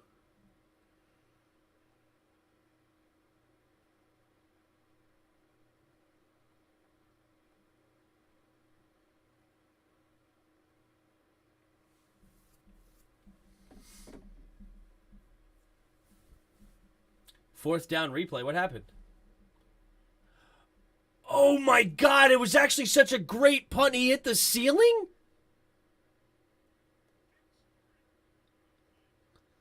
He hit the Megatron. Wow, we thought it was a bad punt. No, he actually has a cannon. Hold up. Carmada. Here's a second chance at the punt. And he gets running into the kick. We're going to get a return here by Turpin. Turpin stiff arms a guy, makes a guy miss, zigzagging around and not much. But I think that's going to be running into the kicker. Oh my goodness, Jerry's big screen. Oh, just gave a free drive.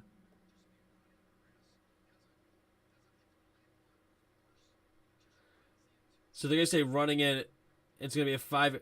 What? Yeah.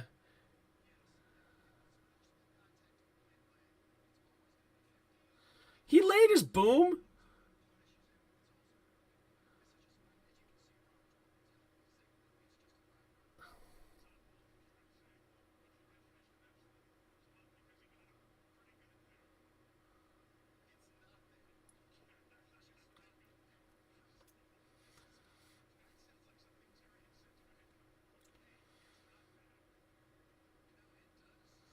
The head ref is pretty weird.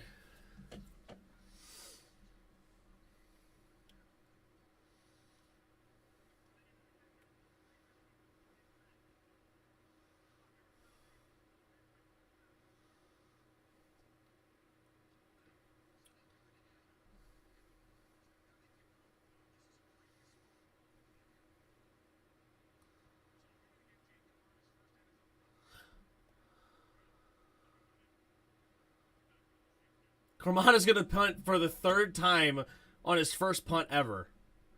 They're going to redo this. The 5-yard penalty they're going to enforce and try to punt it again. Okay, so let's explain what was just going down there. So basically, they're saying that it was a running into the kicker instead of a roughing the kicker. And it's basically because he did not hit the plant leg forcibly or he didn't blow him up. Now, the commentator asked, well, what's the definition of blowing him up? Because he looked like he got him pretty good. And basically the guy was like, well, it ain't that. All right, I guess it's one of those, you'll know when you see it kind of thing. So they're going to they're going to move up 5 yards and re-punt here for Carmada.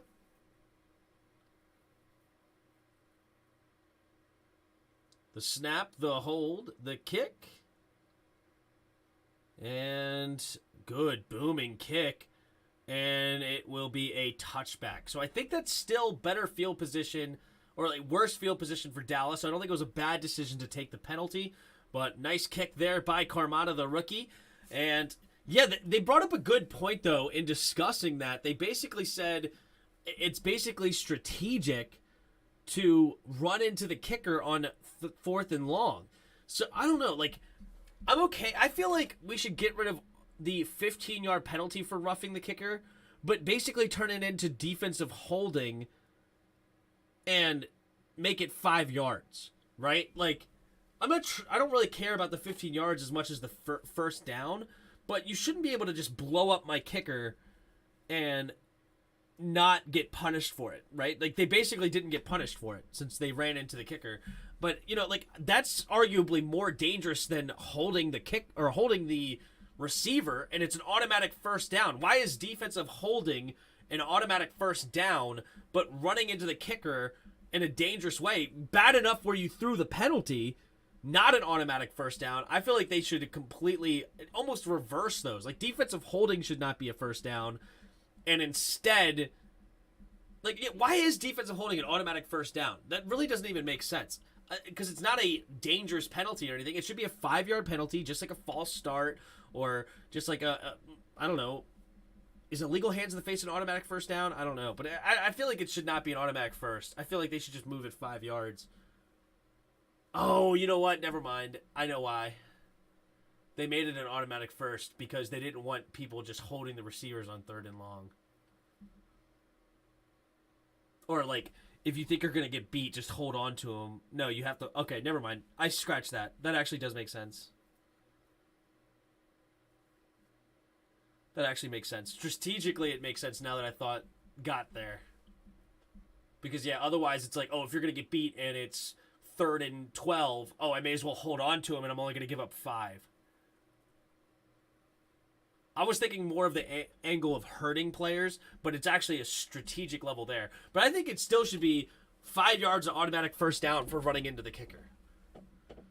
What do you guys think? I don't know. Running into the kicker is not a huge deal. It is roughing that gives free drive. No, I understand. But running in the kicker is pretty bad.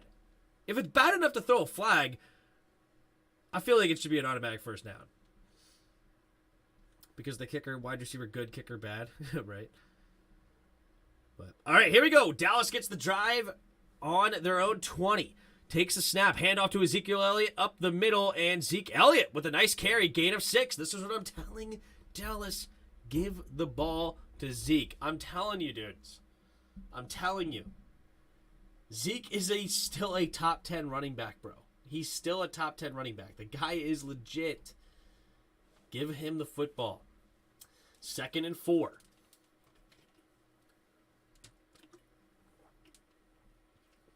Statistically speaking, a top 10 running back. Dak Prescott, under center, takes the snap. Handoff to Ezekiel on the right side. Stiff arms a man, finds a crease, and he'll get a first down. Gain of about 7, maybe 8. I ain't saying, but I'm just saying. All right? Come on, boys. Come on, boys and girls. Ladies and gents.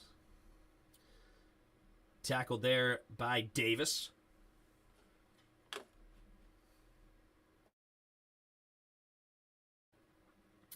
All right, so 1st down and 10 for the Cowboys at the 33-yard line.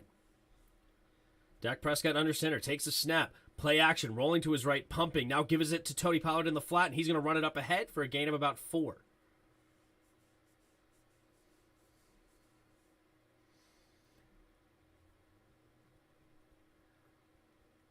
Because kicker.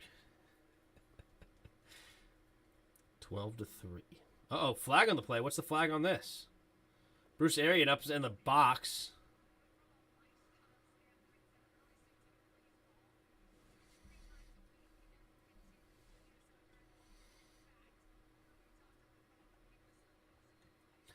Ineligible man downfield. Ooh, so that play will come back for Dallas. That'll be, I believe, 1st down and 15. Wonder how much it would change the game if the NFL used fantasy scoring. That's interesting. That's interesting. Maybe. Here we go. Dak Prescott in the shotgun. Takes the snap. Handoff to Ezekiel Elliott. Ezekiel Elliott trying to cut it up and will get close to the original line of scrimmage. Gain of 5. How would they change? That would be interesting. Because, I mean, I guess, like, it would be a completely different game because, yeah, it's all about getting stats at this point. But you do get points for the touchdowns, but your points would not matter, or your touchdowns wouldn't matter nearly as much, clearly.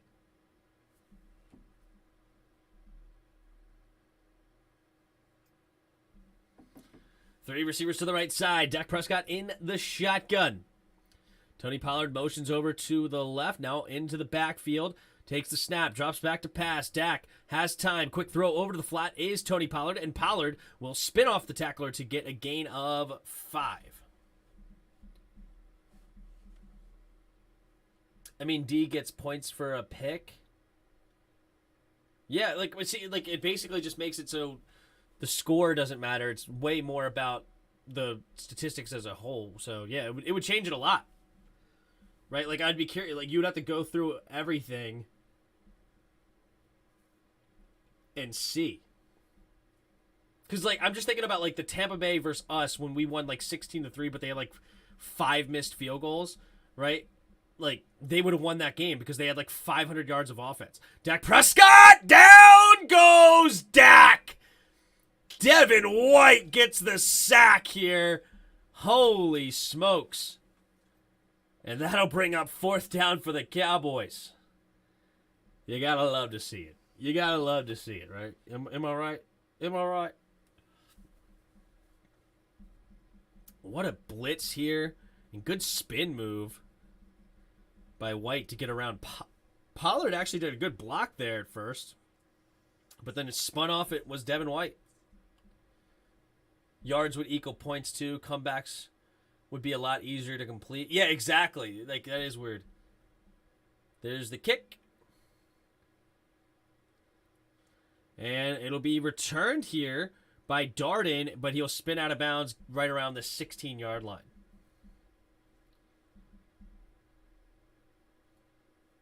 Yeah, it would be a weird thing. Like, yeah, because at that point, comebacks would be... Well, I don't know, because, like, it would change the game a lot, clearly. There's a lot to think about. QB getting points for high yards regardless of how many tutties. Yeah, exactly. Like, so anyway, going back to that Tampa Bay game that we had, I think it was in 2017, I think. Or maybe it was 2018. Was that Alex Smith year or was it a Kirk one? Hold on. Buccaneers versus Redskins. Let's go, like, history. Results. 2018, it was the Alex Smith year. Okay. So, yeah, we won this game 16-3. But let's go look at the box score real quick, right? Because they had, like, 5 missed field goals in that game. It was nuts. But look at this. Ryan Fitzpatrick had 406 yards of offense. Only 2 picks. Alex only had... with 2 picks. 178 yards of offense and 1 touchdown. He had twice as many yards as Alex did. They also... What's going on here? They had a similar amount of rushing yards, right around 100, it looks like, for both teams. It was like 103 for them.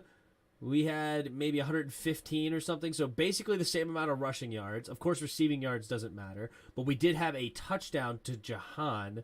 So that would be 6 points or 4 points, I guess. I don't know how you'd keep it, but that would be 6 or 4. So basically every touchdown would be counted twice also. That's another thing you got to think of, unless it's a defensive touchdown. Punters wouldn't matter anymore. Why would you ever punt?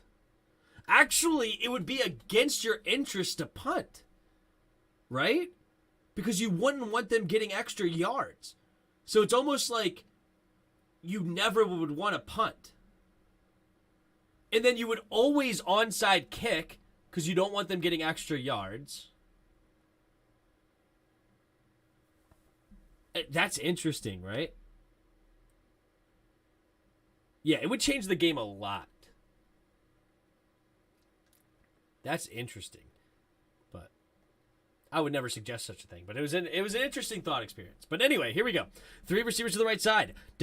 Tom hands it off to Leonard Fournette. Leonard Fournette barrels through, and another first down for Leonard Fournette. Hey, Tim, what would happen if I start timeouting people for no reason, abusing my powers? I don't do that. That's ridiculous. Now, this is what the XFL should have done. Been a fantasy league. I mean, it's definitely interesting. No, the team would get the PPR points, not each player. Hold on. Two receivers each side. Hand off to Leonard Fournette again. Leonard Fournette just running it down their throat now. Gain of about 8.5 on the play. Yo, Curse standing over Leonard Fournette. Leonard Fournette did not like that. I'm surprised a taunting penalty was not called. Leonard Fournette was just stood over by Curse after the tackle. He got up and just stood over top of him. I mean, that's a classic taunting call. I'm okay with not calling it, but I'm just saying, that's in the rule books, right? Am I wrong? Is that not in the rule books anymore? Did they take it out? I hope they did. But anyway, no, each team would get PPR points, not each. I'm not sure what that was. What have I done, right? Takes a snap, handoff up the middle. Leonard Fournette with a big hole, and he barrels through the safety to go forward. 1st and 10, Leonard Fournette says, yeah, let me get a breather. 18 carries, 109 yards for the big boy. Just wearing this defense out. Everybody was on the line of scrimmage, so as soon as he busted open the hole, all he had to do was beat the safety. But good tackle there by the safety, and Leonard Fournette was asking to come out. Bro, you're destroying my head, Bod. Stop, right? Maybe Curse was inviting him to tea. You want to play Madden after? Tom Brady play action, rolling to his right. Good block there by the tight end on Parsons. Going to... Oh, Julio could not quite bring that one in. He's mad at himself. That would have been a crazy catch.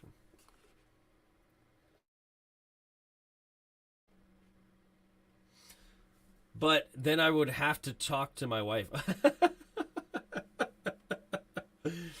No, the torture. That's funny.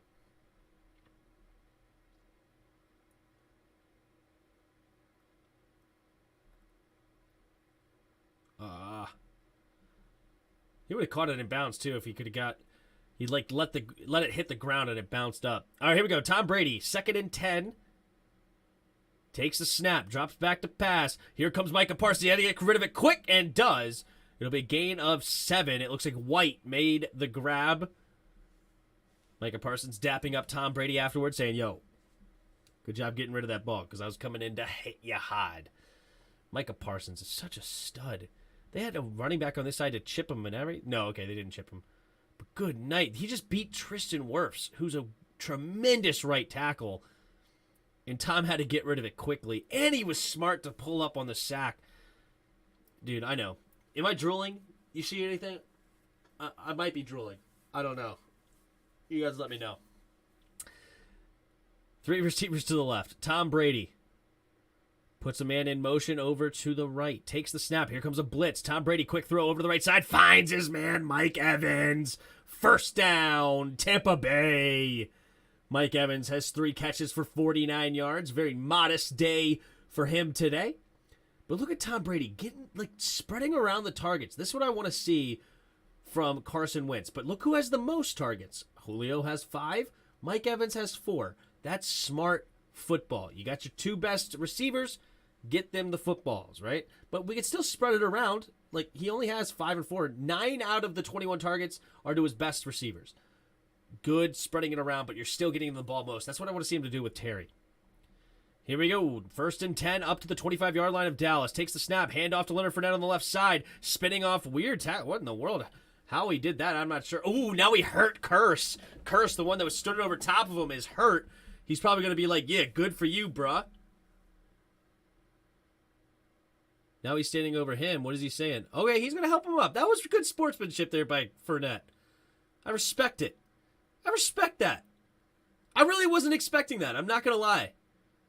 Curse was the one who just stood over top of him and said some stuff. They had a couple of shoves.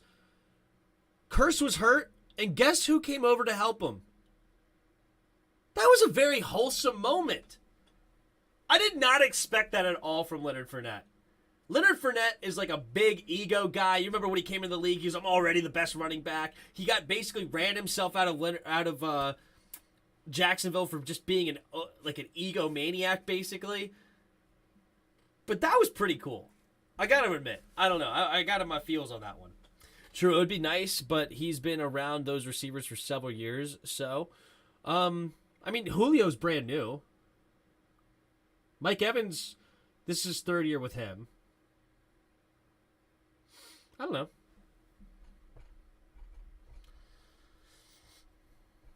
That was pretty cool by Leonard Fournette. I got to admit, that was pretty cool. That made me warm and fuzzy, right? Like, you know, they just shoved, and it was like, ooh, this could be a nasty. And then once I saw Curse hurt, I'm thinking, ooh, Fournette could like shove it in her face. Yeah, come talk crap to me, you're gonna get hurt. And no, instead he came up and he was the one that laid it, you know, put a hand out there. That was pretty cool. Julio is a true pro, though. He could go to any team and perform. Well, he didn't do that over in Tennessee. Arians changed him. You could not be egotistical with BA. We see what happens with AB, though. True. I respect Leonard Fournette a lot as a player. Not really. I didn't expect him much, I guess, as like a human being. Much. Not that I thought he was a horrible one. But seeing that, you know, those are the kinds of things, those little things that change your mind about a human. And good for Fournette. I respect it. Well, he performed, but QB didn't. That's arguable, but yeah, I guess. It's fine. Wentz will get there? I hope so. Reminds me of Geis, talking about Fournette. Yeah, because they're both from LSU, both really good, talented running backs. There's some comparisons, even though Leonard Fournette's better, even as a talent perspective. But anyway, Pee Wee Lamb, 7 targets, 1 reception in that one season. Washington has flipped wide receiver rooms on Dallas. True. It's true. I mean, you can't trade away your best receiver and expect good results, right? I mean, it is what it is. I mean, I respect CeeDee Lamb as a nice receiver, but he ain't Amari Cooper. Here we go. Tom Brady in the shotgun. Fournette motioned out wide, but now back into the backfield. 3 receivers to the right. Takes the snap. Play action. Pressure all around Brady. Has to roll to his right, but he finds Mike Evans, and Mike Evans will drag a receiver to the 5-yard line. Move the chains. Mike Evans, 4 catches, 66 yards.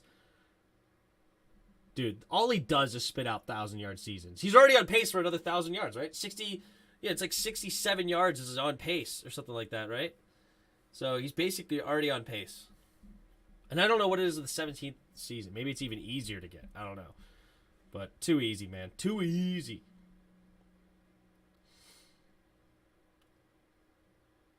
Here we go. Tom Brady under center. Takes the snap. Fading it up to Mike. And whoa!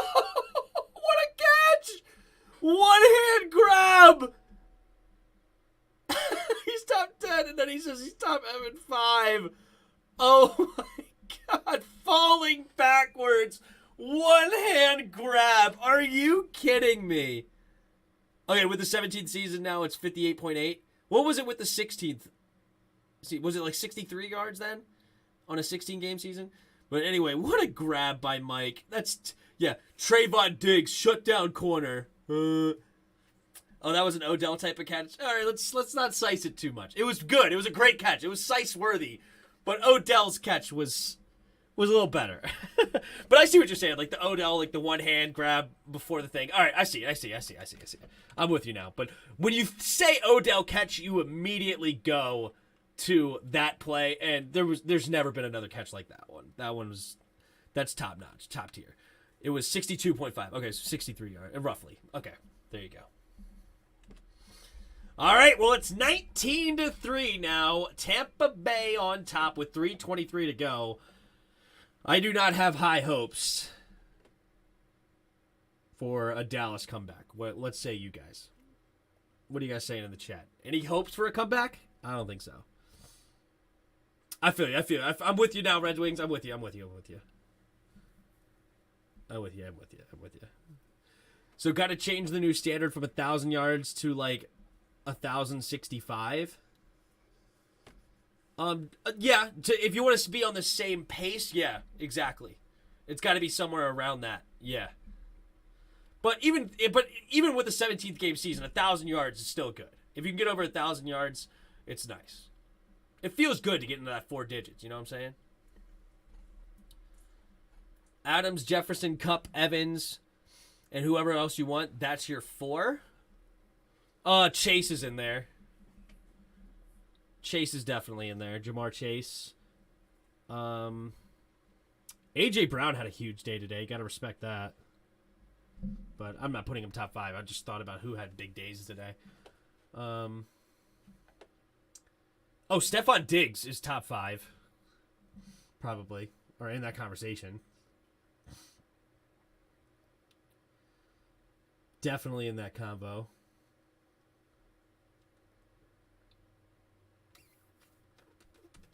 Anybody else?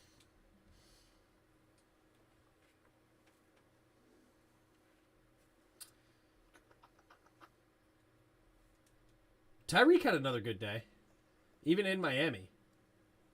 Didn't he have a solid day? 8 catches, 94 yards. And another carry. So he had 100 yards on the day. Tyreek's pretty good. Even with Tua throwing the football, he's still doing it.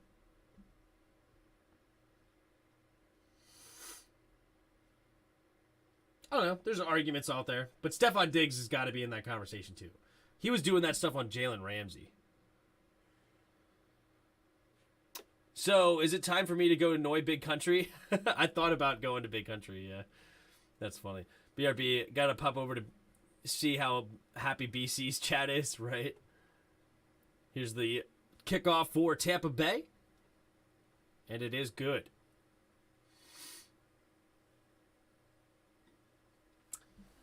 Adams, Diggs, Kupp, Evans, Jefferson. Not in that order necessarily, but that's my top 5. I'd put Reek at 6. I don't hate that top 5. Brady looked sensational in that drive. Brady's looked great all day. He really has. I mean, what's his stat line right now? 16 for 23, 199 yards and a touchdown. He's looked awesome. But Leonard Fournette's looked great too. 19 carries, 112 yards. Dak Prescott going to his right side, and he overthrows Brown. Yeesh. BC Polls has his own chat saying 63%. Yeah. Safe to say I was wrong about him flopping this year. Who did you say was going to flop? Tom? You said Tom was going to flop? Oh, that's nuts. That's nuts. Mark Holmes fight tonight.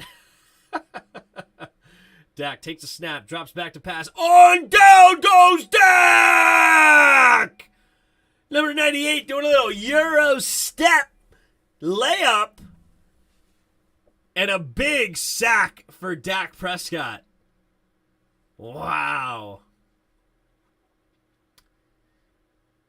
They are crapping on Dak. Of course they are. Of course they are. He's 7 for 18 for 57 yards. Are you kidding me? Look, I said it before the game. I did. I said I was not a believer in Dak and the Cowboys. I'm not. I had them 3rd in our division. And shoot, they may mess around to be 4th. But I had them 3rd in our division. I had the Eagles, then us, Cowboys, then Giants.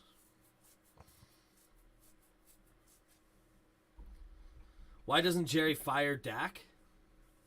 Yeah, well, he already paid him a wage. Imagine paying Dak Prescott.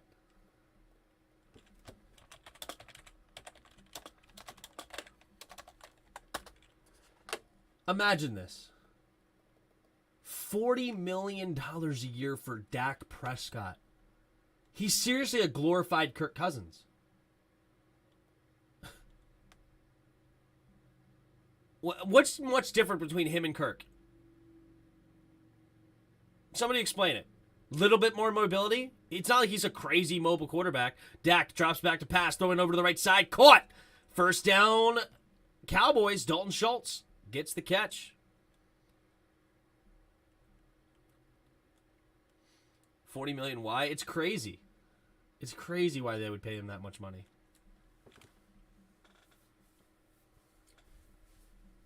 He pretty much is Redskins intent. It's seriously. Dak Prescott under center. Takes the snap. Handoff. No, play action. Rolling to his right. Pumping. Throwing it underneath. Caught by Dalton Schultz. And he will get forward progress right around 5-yard gain. 2nd and 5. Up to their own 43-yard line.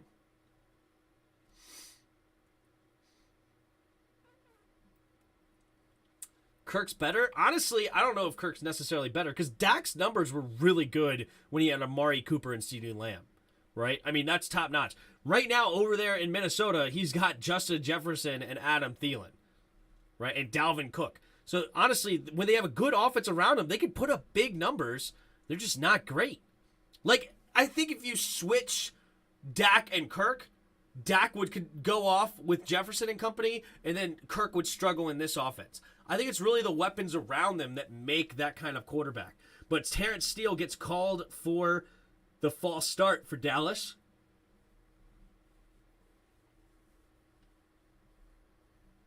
Dak will never be Brady level, just not that smart. He's inconsistent. He gets nervous when he's sacked.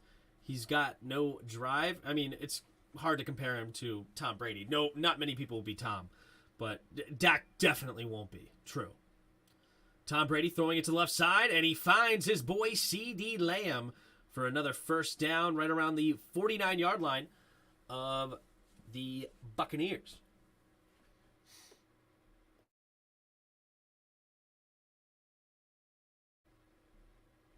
Cowboys always have a penalty problems, very ill-disciplined. Yep, that's Mike McCarthy for you. All right, here we go. Dak Prescott, Tony Pollard in the backfield. Zeke takes the snap. And another penalty. False start. Dallas, let's see who it's on. Offense number 78, 5-yard penalty. That'll move him back. So here we go. 30 seconds left here in the third quarter. It looks like, it was Terrence Steele. Oh, yeah. Definitely jumped early. Yeah, they're losing their minds in BC's chat. Adams, Cup, Chase, Scary Terry, Hopkins. It's not a bad top 5, Greg. But Scary's got more to prove before he can get really put in that top 5. You know, you got to put Mike Evans in your top 5. I kind of agree with Pat. I mean, you just got to respect it, dude. Come on, bro. Tonight, he's got 5 catches, 71 yards and a touchdown. The dude just spits out 1,000-yard seasons year in and year out. I mean, just look at the stats, dude. It's insane. Every single year, 1,000 yards. Every year. Nobody else has ever done this. This is what consistency looks like. Right? Only 3 fumbles in his whole career, only 2 lost. He has a top-notch season of 86 catches, 1,500 yards, and 8 touchdowns. He's got several seasons with double-digits touchdowns. His worst catching season was 67, but he still had over 1,100 yards. And I mean, this is what the model of consistency looks like. And you just, I love Terry. Terry's awesome, but you have to respect what Mike does. You have to. And, I don't know what else you could ask for a receiver other than 8 straight 1,000-yard years. Come on. He is a robot. Oh, crap. AI gonna take over. Right? Hopkins overrated. Diggins, Terry nowhere near top 5. Hopkins is not overrated at all. He might be hurt nowadays, and so it's maybe he's overrated as far as maybe he's over the hill, but as far as I don't know what you mean by overrated. So maybe if that's all you mean is that his injuries and kind of cause him to be maybe a little bit over the top nowadays, maybe. But if he is healthy, the dude's top 5. And at one point he was number 1. Brandon Cook's the most underappreciated wide receiver in the league. True. And I'm a part of that group. I don't really appreciate Cooks. I really don't.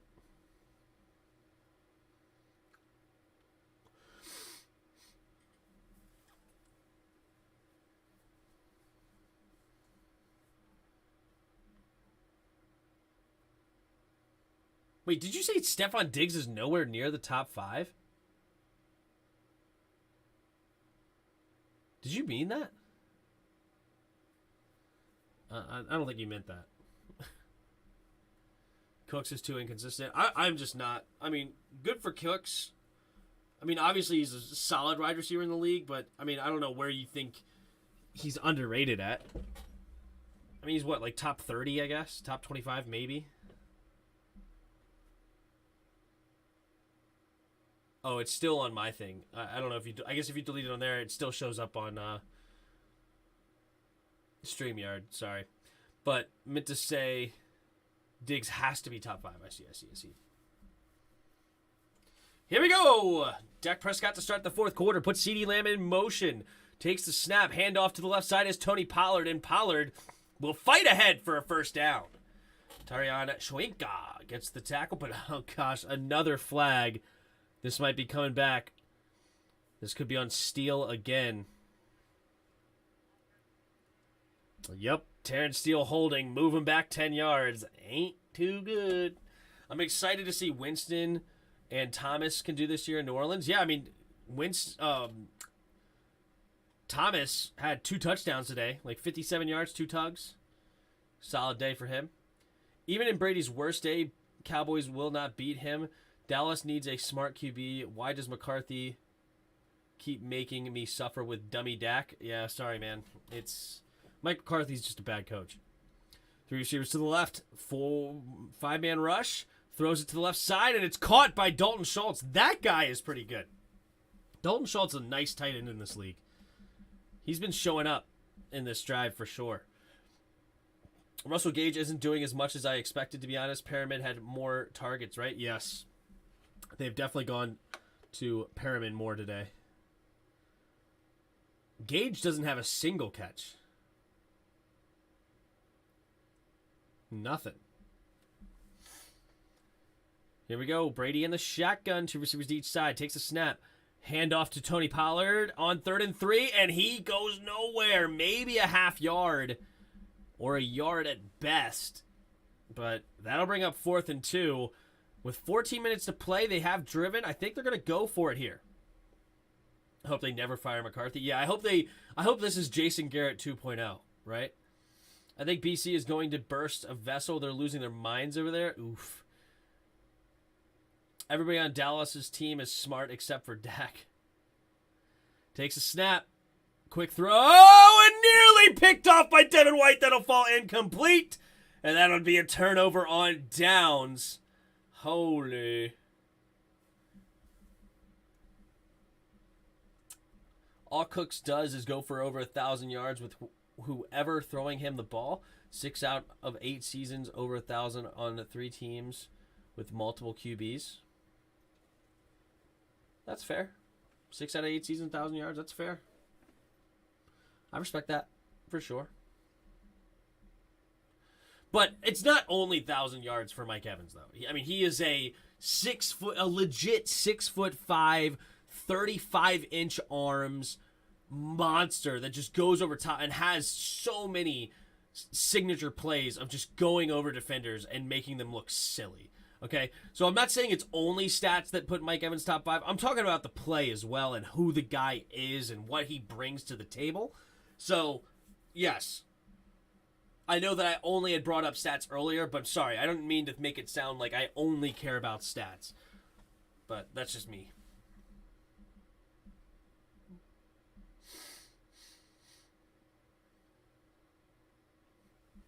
Only Dak to put up decent numbers. Well, that's not going to happen today. He's got 11 for 23, 102 yards and an interception. That is not decent at all for fantasy. Zeke sucks. Zeke does not suck. Okay? Zeke does not suck. They just got down and they quit using him. They've only given the ball 9 times and he's gotten 50 yards. Like, what is that? 9 carries, 50 yards? I mean, that's what? 5.5 yards a carry? Yeah, he doesn't suck. They're going to give McCarthy a pay raise. Just you wait and see. They will blame someone who isn't at fault and give everyone more cash, probably. Zeke sucks, statistically speaking. I love, Bod, that you use the emojis. I love that. Thank you so much for using those. What I tell you, Dak found a way to screw it up again. Not an amazing QB. Good, yes, but not amazing. True. Our O-line has been pretty good, to be honest, Tim. Young guys holding up. Yeah, I mean, other than when Micah Parsons has gotten loose, other than that, yeah, they've done really well. Literally, the only 2 sacks are Micah Parsons. 20 TD catches in the NFL since 2018, most in the NFL. Guess who? Yeah. True. Good old Mike. I hope Bugs don't shut it down. BC's Dallas stinks so bad. Here we go. Offset I formation to the left side. Tom Brady handing it to Fournette. Fournette bouncing off tacklers, and he will get only a yard on the play. Good defense there by Dallas.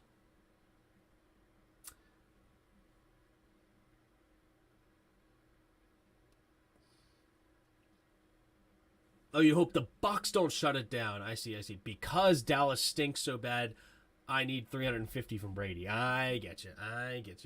Yeah, I don't think that's happening today. I don't think he's getting 350. And when I say I don't think he's getting 350, I know he's not getting 350. I would bet the under immediately if I had the opportunity. Here we go. Tom Brady in the shotgun. 3 receivers to the right. Takes the snap, drops back to pass. Quick throw over to the right side. It's going to be caught. And is that Gage? Russell Gage gets his first catch of the day. They acquired him from Atlanta last year. Or this year, rather. He played for Atlanta last year. Had a really good season. Came over to Tampa as wide receiver 4. And Gage, with a quick out route, gets the catch. And it'll be a gain of about 6. Little bobble there. Had to look it in, but he did make the grab. Gained about 7, I guess, actually. Actually, they gave him 8 on that play? Wow. All right. Interesting. No, they didn't. They only gave him 7. Okay, 3rd and 3. 3 receivers to the left side. Takes the snap. Quick throw to the left, and interception! Wilson gets the pick. Wow. Do you think Washington can actually win the division? Yeah, we have a chance.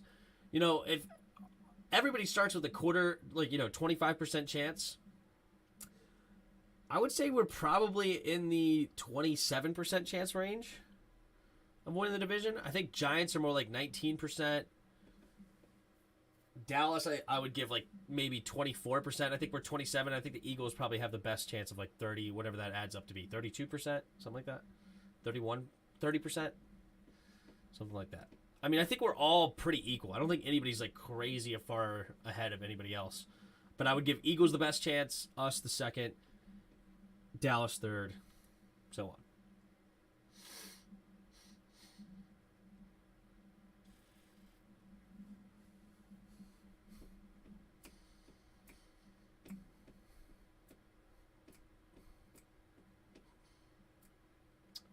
Juan says, look at Dak over there trying to pretend like he's studying the play. He has no clue what's going on. I'm sorry to be so blunt, but I'm sick of Dallas losing.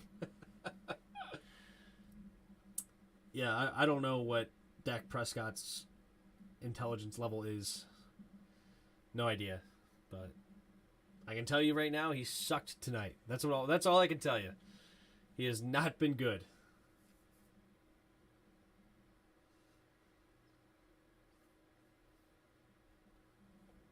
I loved when you guys paid him $40 million a year. That was like music to my ears. When I heard they threw $40 million at Dak Prescott, I'm like, Cowboys ain't winning for the next 4 years. Thank you very much. Don't have to worry about the Cowboys winning the Super Bowl. We can move on with life. Now I just got to get Washington to get on board, which I loved the Carson Wentz trade. That's just so good. So good. LOL, Dak not even 50%. Mark Holmes getting rattled. Yes, he is. Good.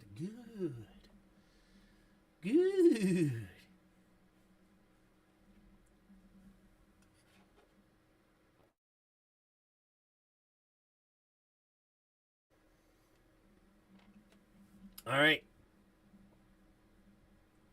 Tom the Goat Brady throws an interception. I see what happened there. Good defense. And Zeke Elliott, handoff to the right side, and Zeke will only get a gain of about 2. Gets pushed out of bounds. But beautiful This is why Dan Quinn is such a freaking goat of an OC or DC, man. Dan Quinn is so good. He acted like he was sending Wilson on the blitz. Wilson jab-stepped. Brady immediately knew the blitz was coming, thought he had to get out to his hot read, but then Wilson ran beeline for right where the slant was going to end up, and he ends up getting the pick. It was a beautiful defense by Quinn. He fooled the GOAT. Takes a snap. Here comes a blitz. Dak Prescott has time, though. Throws it to the right side, and bad back shoulder pass. Looking for number 17 for Dallas. It is Dennis Houston looking for it. No good.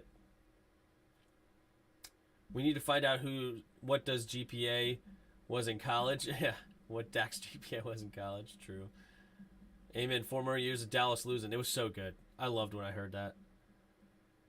I went over to Country's chat. It's like the scary school covered in angry teachers.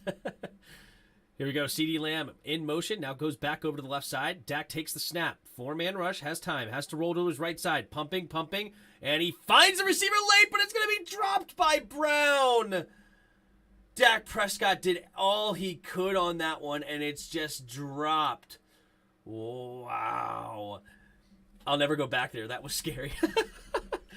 Your chat is the nice school and chill people. Everyone over there is still so angry. That's funny. BC's a good dude, though. But his team's losing 19-3, and his quarterback's sucking it up. What else are you going to expect, you know? It's tough.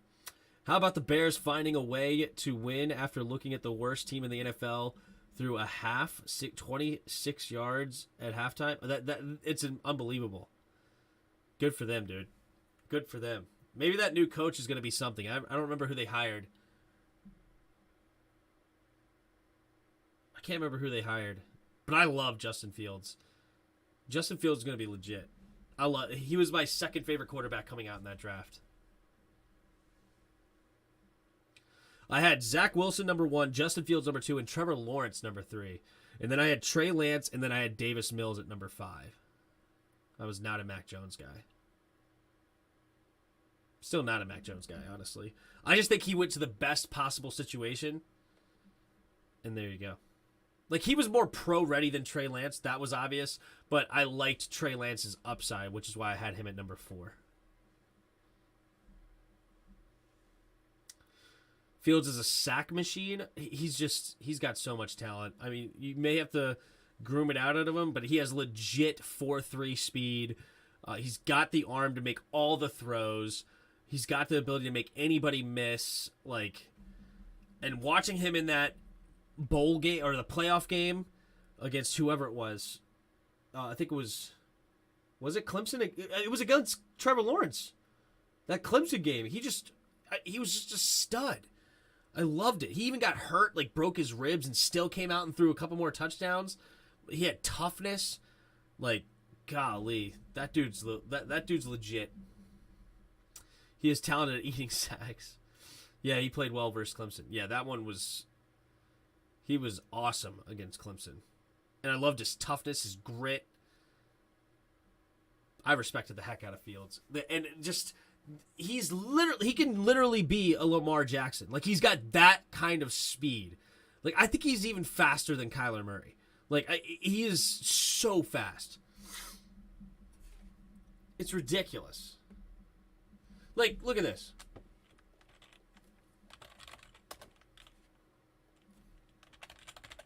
Justin Fields outruns running back. He throws a flat or a swing to the running back. It was in college. Crap, where is it? Oh, I see you. Where was it? Crap, come on. Outruns own player, maybe?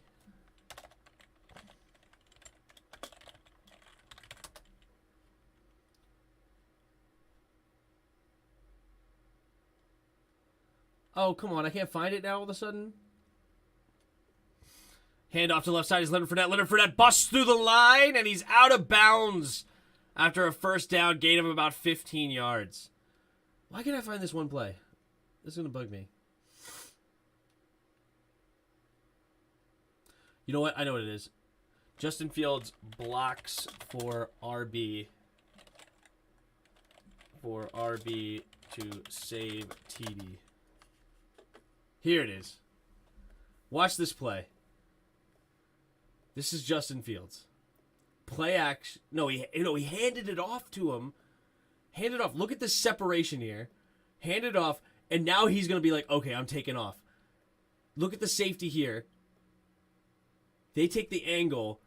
He outruns his running back all the way here and the safety to then lay a block to make sure his running back gets in. Like, he's got speed.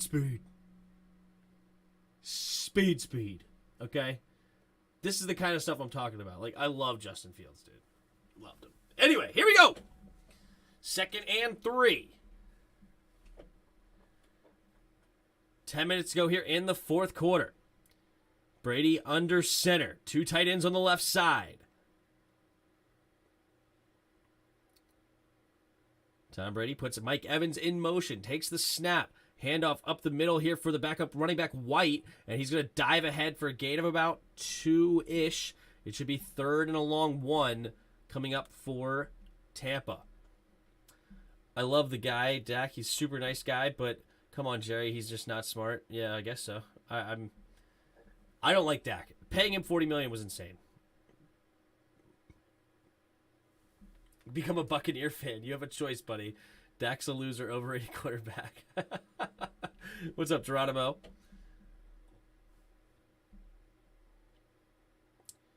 Here we go. 2 receivers out wide to the left. Tom Brady in the shotgun. 3rd and 1. And they're going to call timeout with 2 seconds on the play clock. Interesting. Very interesting. Speed is awesome. Yeah, like, he's got legit speed.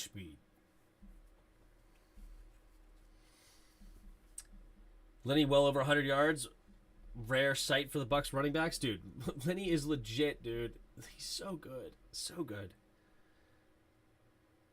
Dak can't see folks who will be open. He can only see who is open. That is a major fault. That I don't disagree with that. But he's not a top-notch quarterback. He's a guy you can win with. It's fine. Like, I'm not crapping on his ability as far as that. But you don't pay a guy like that $40 million a year and then trade away your number 1 receiver as if Dak's going to carry you to the promised land.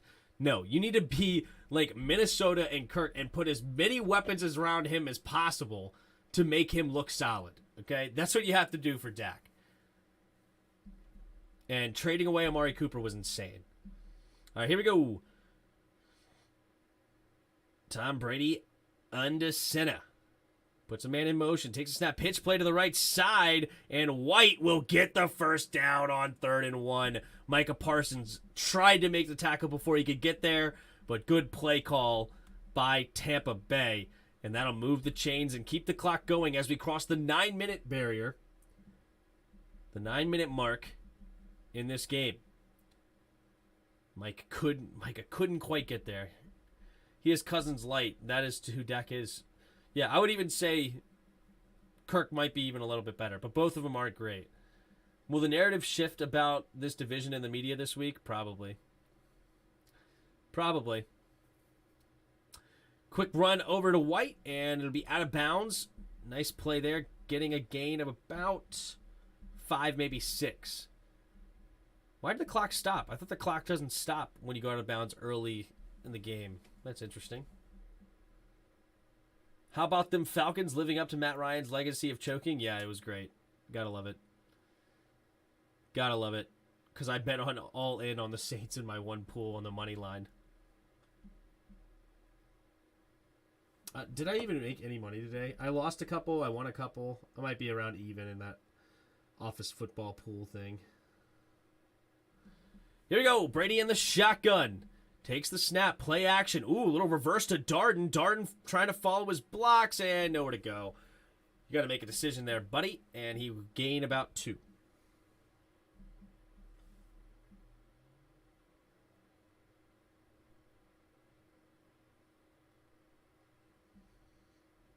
See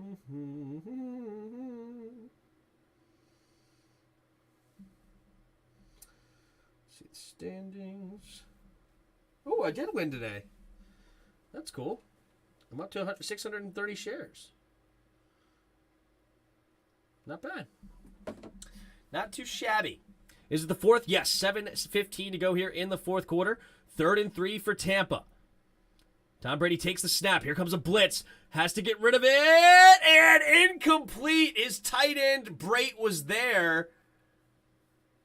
But it's for not. Basham is going to be hurt right now for the Cowboys. But could not. That's tough for Brait. He could not haul it in. Got work 4 hours. God, that sucks, dude. I feel you, though. I got work in like... Yeah, I got to be up in 5 hours myself.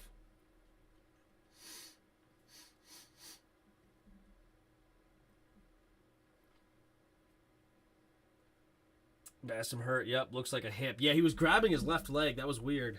I don't know if he maybe pulled or something, or I don't know. That was definitely odd. Look at this one. She is just... Let's flip over to this view for a second. Look at this one. She is just zoinked. Brady's not even trying, and Dallas can't even score. Yup. 4 a.m. here. What time is it for you? It's almost 11 a.m. I got to be up at 4 a.m. for work.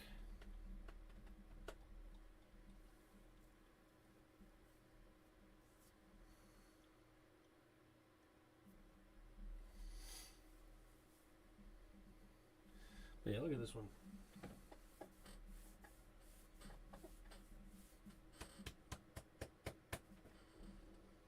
She don't care. She don't care.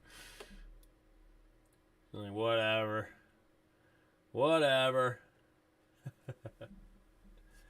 Actually, what if... Do you guys like this better? Do you like that view better? Kind of like that view better. What do you guys think?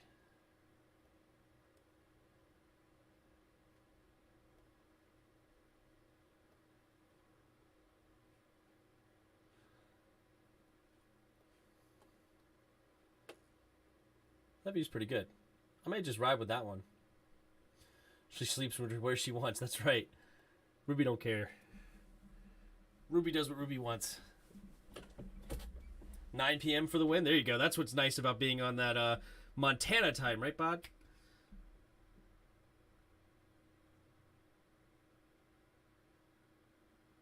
Bucks play at 6 p.m. here next week. So happy about that. There you go. That's a great time. All right, Carmada will be here to punt. Oh, wait a minute. Flag on the play. What's going on here?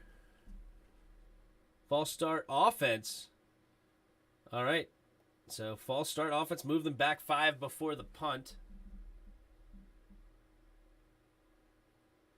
Yep, number 30. Jumping.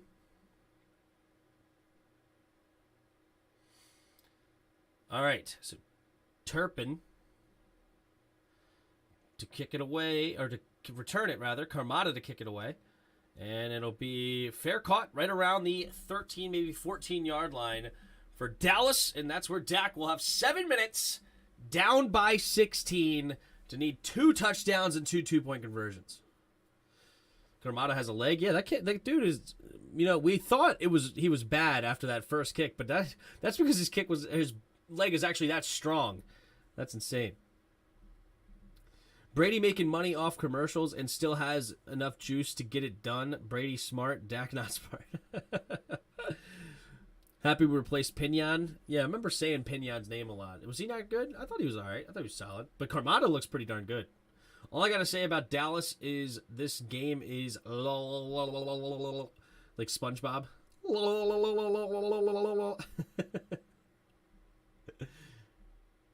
That's funny. Here we go. 7 minutes left here in the fourth quarter. Dak Prescott in the shotgun. Dak takes the snap. Here comes a blitz. Dak fading off his back leg, but has his man open. Caught by Brown. Pushed out of bounds by Antoine Winfield Jr., but not until after a gain of about 20. All right, Dak Prescott. Nice throw and catch there.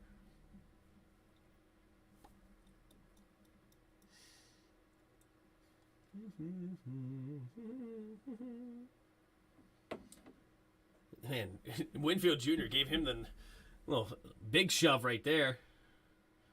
All right, 3 receivers to the right. CeeDee Lamb now motions over to the left. Takes the snap. Dak pumping, has trash around his feet, as one Kirk Cousins used to say, and it's incomplete. You had almost 15 minutes to get your act together.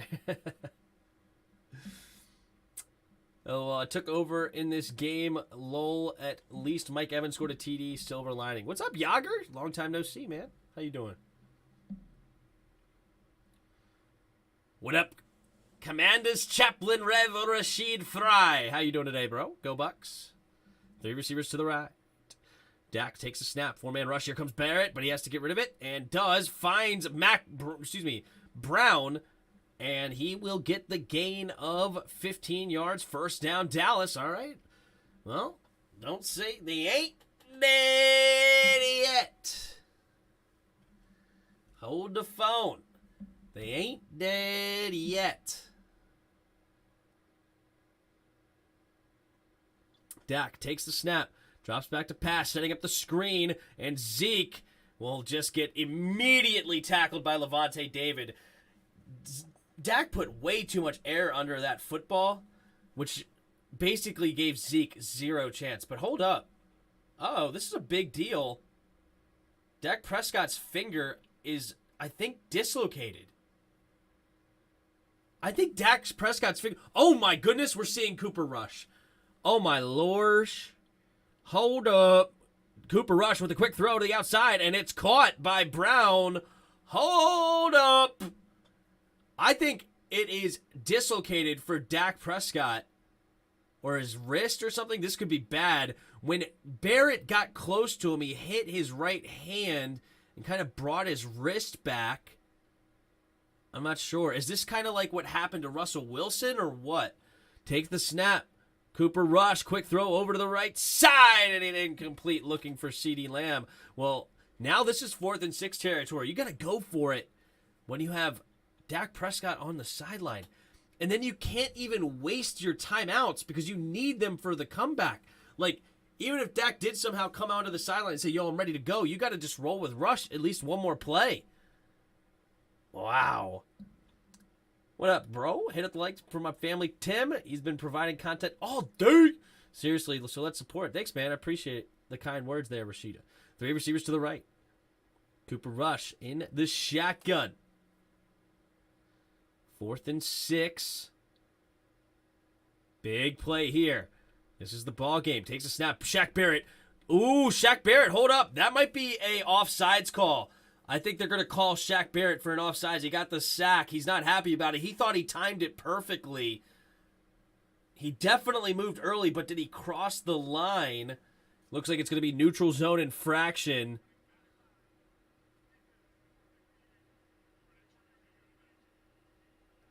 All right, repeat 4th down, but now it's 4th and 1. Big play there. Looks like a thumb. Yeah, I don't know. He was definitely grabbing around the hand. I'm not sure exactly what it was, G-Man, but definitely did not look great considering that's your throwing hand. You don't want to get that throwing hand hurt, obviously.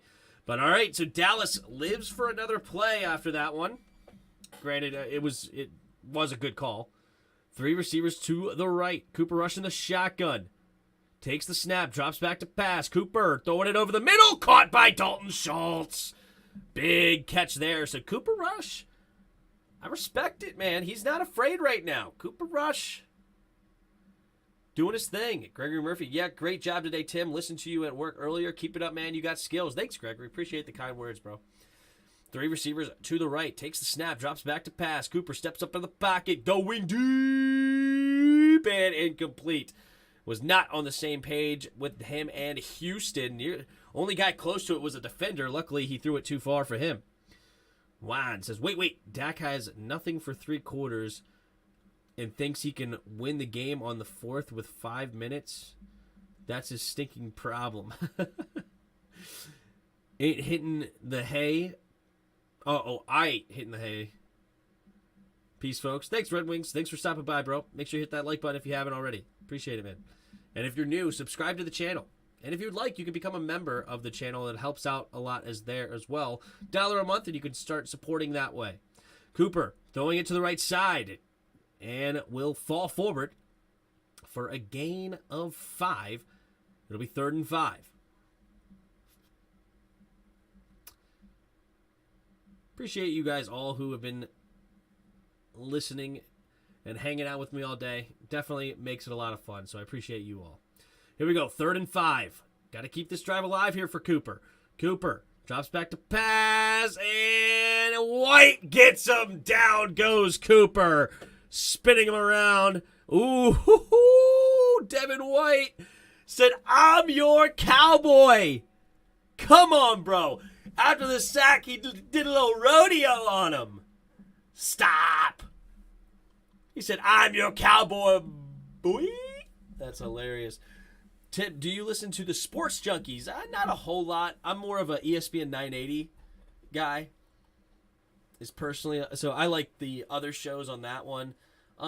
Every once in a while, my coworker will put the Sports Junkies on in our car. So I don't dislike them, but I don't listen to them a lot. Cooper steps up on 14th, going deep, had a man open, and incomplete, looking for Sime Fehoko. But great defense there by the Bucs. And it looks like it is over. They turn it over on downs.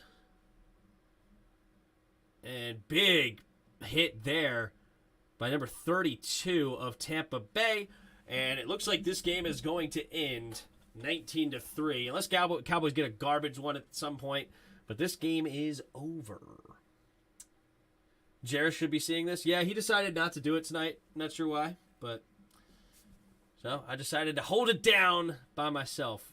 I will be here every Sunday, Monday, and Thursday night all year long, except for a couple towards the end of the year.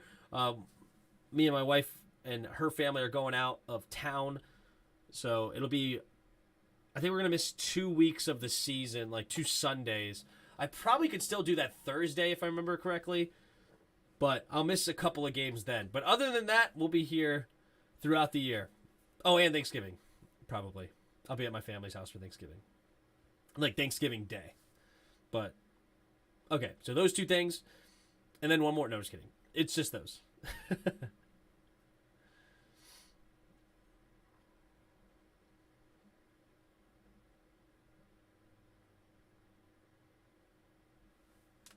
Is Cooper Rush smart? That's a good question. I don't know. What was his, Wonderlic score? Let's see if we can look it up.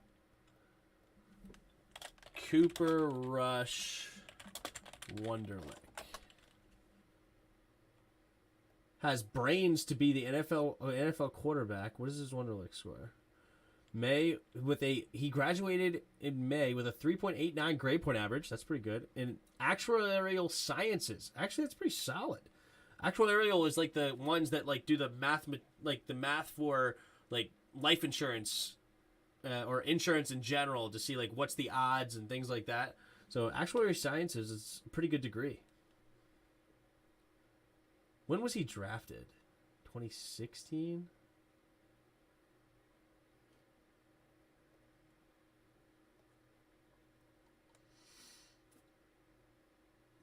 Wonderlic. Where is it? Oh, he didn't take the Wonderlic. So I don't know. He didn't do the Wonderlic test. But a 3.89 GPA, that's solid. I definitely won't be here Mondays, Tim. Time zones make it impossible. I feel you, bro. I feel you. It's all good. You hate me. I get it. Just kidding. Tom Brady only got 10 points in fantasy. Yeah, that's not great. Here we go. Tom Brady under center. Offset I formation, takes a snap, handing it over to White, and White bouncing off tacklers, but he still only gets a gain of 4. Good tackle there by Malik Hooker on defense. Yeah, Tom Brady will have better days, but obviously not a great day for him for sure, as far as fantasy is concerned. But they won the game. He plays QB, he can't be a dummy. Well, he's been saying that Dak's a dummy, so there you go. But you're right. Overall, QBs have to be at least high football IQ at some point, right? Like, it's hard to make it through without some sort of IQ. Because, I mean, like, yeah. And they don't make it very far without it, right? Because Jamarcus Russell was a ding-dong, right? And there you go. Look how far he got. But Johnny Football was not very smart, right? They need to put in Rush and train him to replace Dak. I don't think you want to rely on Rush. Here we go. Tom Brady under center. Takes the snap. Hand off to the left side, and White will dive ahead for a gain of about a yard and a half. So 3rd and 5 coming up.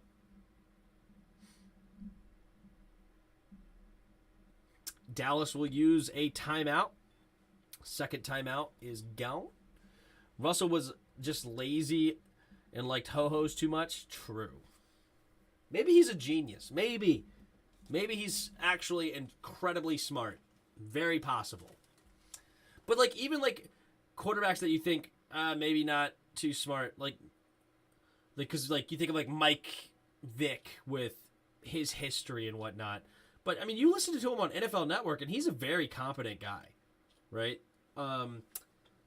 Yeah, I don't know who else you would go through. Maybe, like, I don't think, or, like, Big Ben's history, maybe, and you look at him, but you listen to him, like, most quarterbacks, I don't know if you listen to too many quarterbacks, if any, and they're just complete dunces.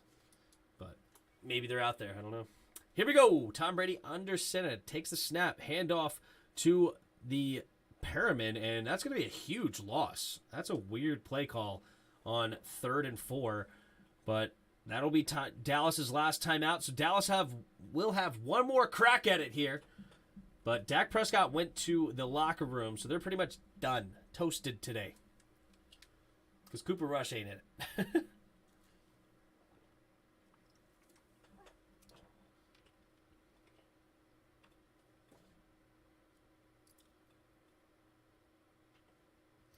So Tom Brady has the same throwing release as he has his whole career. That makes sense. Like, are they surprised by that? I don't know.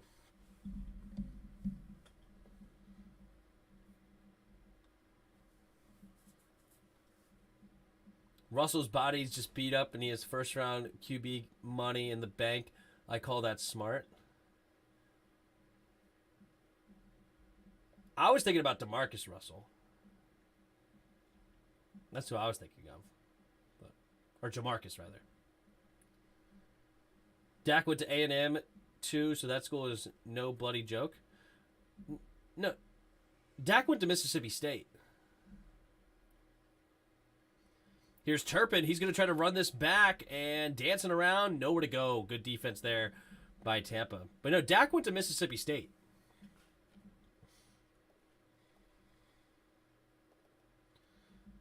Mississippi State Bulldogs. They have my favorite coach on the planet. I love this guy, Mike Leach. Leach offers wedding planning advice to Mississippi State. I bet this is tremendous. If you don't know who Mike Leach is, let me enlighten you, okay?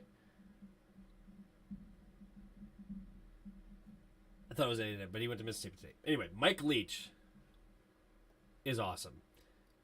Cooper Rush throwing it into the flat, and Zeke Elliott drops the pass. Tough break there. All right. Mike Leach, if you haven't looked into this guy, you really should. He has like a whole compilation of just funny things this guy has said, okay? But he is a head coach that in the interview process, he will answer any question alive. He will answer anything you ask. Dumb, irrelevant, whatever, doesn't matter. He'll answer it. He's such a weird, funny guy. I like him, though, a lot. Cooper Rush throws to the left side, caught by Sime Fehoko.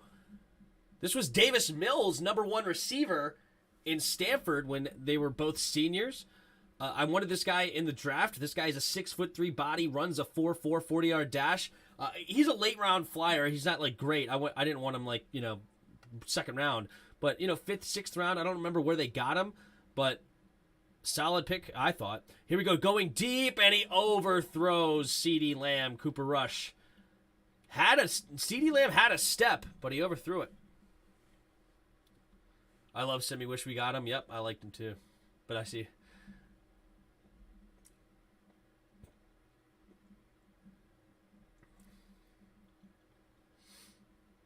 But I get the joke now, Bod. I'm sorry. Kind of killed your joke. It wasn't about which school he went to. It was about the caliber of school. I get it. But you were wrong. You were wrong, Bod. Here we go. Big 4th and 3. Cooper Rush in the shotgun. Takes the snap. Blitz coming. Cooper Rush steps up to the pocket. Throws it over the middle. Has his man open. Caught by Brown. First down. Move the chains. Edwards and Ryan makes the tackle. I am wrong, Tim. We know.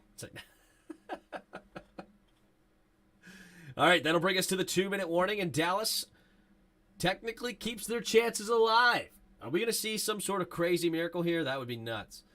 Tim, prediction for Russell Wilson return to Seattle. Is it in Mile High? I think it's in Seattle. Whoops. What's going on here? Yes, it's at Seattle. I think Russell Wilson's just going to kill him. Because they have Geno Smith starting. Geno Smith sucks. Should be Drew Lock. But, yeah, Russell Wilson, he's going to go off. It's not going to be close. I would guess 31-9. It's going to get ugly. Washington and Kansas City were the only two offenses to amass 300 passing yards and 4 passing TDs this week. Wow.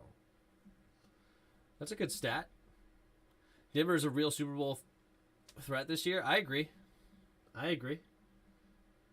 They got a lot of weapons over there, offensively and defensively. Unbelievable. Dallas needs to go to sleep. Come back next week, guys. Maybe y'all win next game. You think they're going to score 9? I'm not sure. You don't even think they're going to get that high?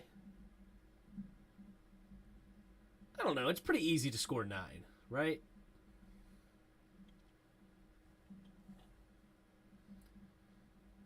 What do you think they're going to get? 3? 6? 7? What are you thinking?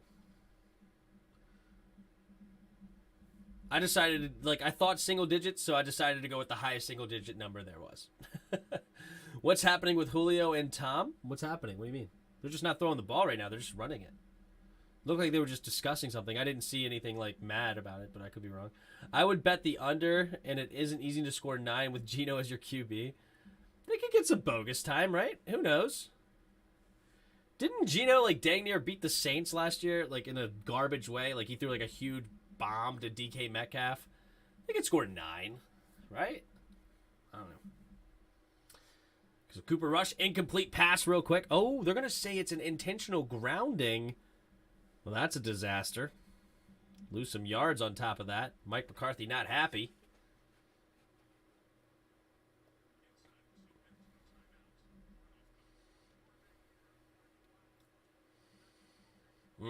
He got out of bounds, or he got outside the pocket, but you have to get the ball back to the line of scrimmage. Not good.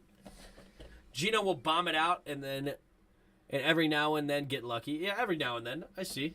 I think he could get 9, 7, something in there. But the D gets lucky just as often. True. But all I need is one lucky play. Oh, he threw it to the offensive lineman. Cooper Rush just threw the pass to the offensive lineman, bro. No wonder it's intentional grounding. That's too funny. I think Pete Carroll could have a few tricks for Wilson. He has to know what makes him comfortable, maybe. But he doesn't have the weapons to make him uncomfortable. The defense sucks. Not saying Seattle has any chance of winning, though. True. Here we go. Cooper Rush steps up into the pocket, avoids the run, and then Vita Vea gets there. Sack. And now we're looking at 3rd and about 25. Vita Vea, I wanted him coming out in that draft instead of Deron Payne. Even though I like Deron Payne, though, so I'm not mad about it. But he went 2 picks before. Vita Vea, bro. He is a freaking monster as far as just a massive human being out of the University of Washington. I wanted him bad. I remember bowling with my dad, and I was like, I know who I want at pick 13. And he's like, who? And I was like, I think it's like Vita Villa or something. Vita or something. I don't know. And then I looked it up, and then I was like, yeah, it's Vita Vea. I want him. The guy with the hair. Sumo wrestler. Not the sumo, but the, whatever you call him. Anyway. Play, and that is the ball game. That's the ball game. 4th down. It's over. Tom Brady and company will now kneel it, and the game is ending 19-3. Tampa Bay takes it home in week 1, and the first Sunday in the NFL has come to an end, and it was an exciting day, man. There was a lot going on. We had some overtime games. We had one in a tie. This game was just a blowout. It was horrible. But Washington had a crazy back-and-forth game. Chicago upset the Niners. Atlanta nearly upset the Saints, but then the Saints came back and won. Philadelphia and Detroit were in a shootout. Baker Mayfield tried to complete his revenge, didn't get it.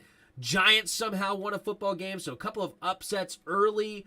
The first bloodshed in the AFC West was, of course, caused by another AFC West guy. So Chargers take down the Raiders. Minnesota overtook the Green Bay Packers. Who knows? Kansas City looks like they are in playoff form. 44-20, whatever nonsense. That's amazing. But, yeah, this was the first Sunday, and we had a lot of good stuff. A lot of ups and downs, but this one is over. You guys were awesome in the chat. I appreciate you. If you haven't already, hit the like button. If you're new, subscribe to the channel. And if you'd like, any of you in the chat, if you'd like to support me, you can become a member underneath. Just $1 a month helps support the channel. If you like what I do, I really appreciate it. Obviously, we'll be back tomorrow night for the Monday night game of Denver versus Seattle. Russell returning to Seattle. We'll see how that goes. But hey, it was a lot of fun. I appreciate you guys, all of you. You guys are super good, super great, super awesome. Appreciate you guys for real. Thank you. It was a good, long, fun day, and we'll catch you next time. And until next time, see ya! All right, another one in the book.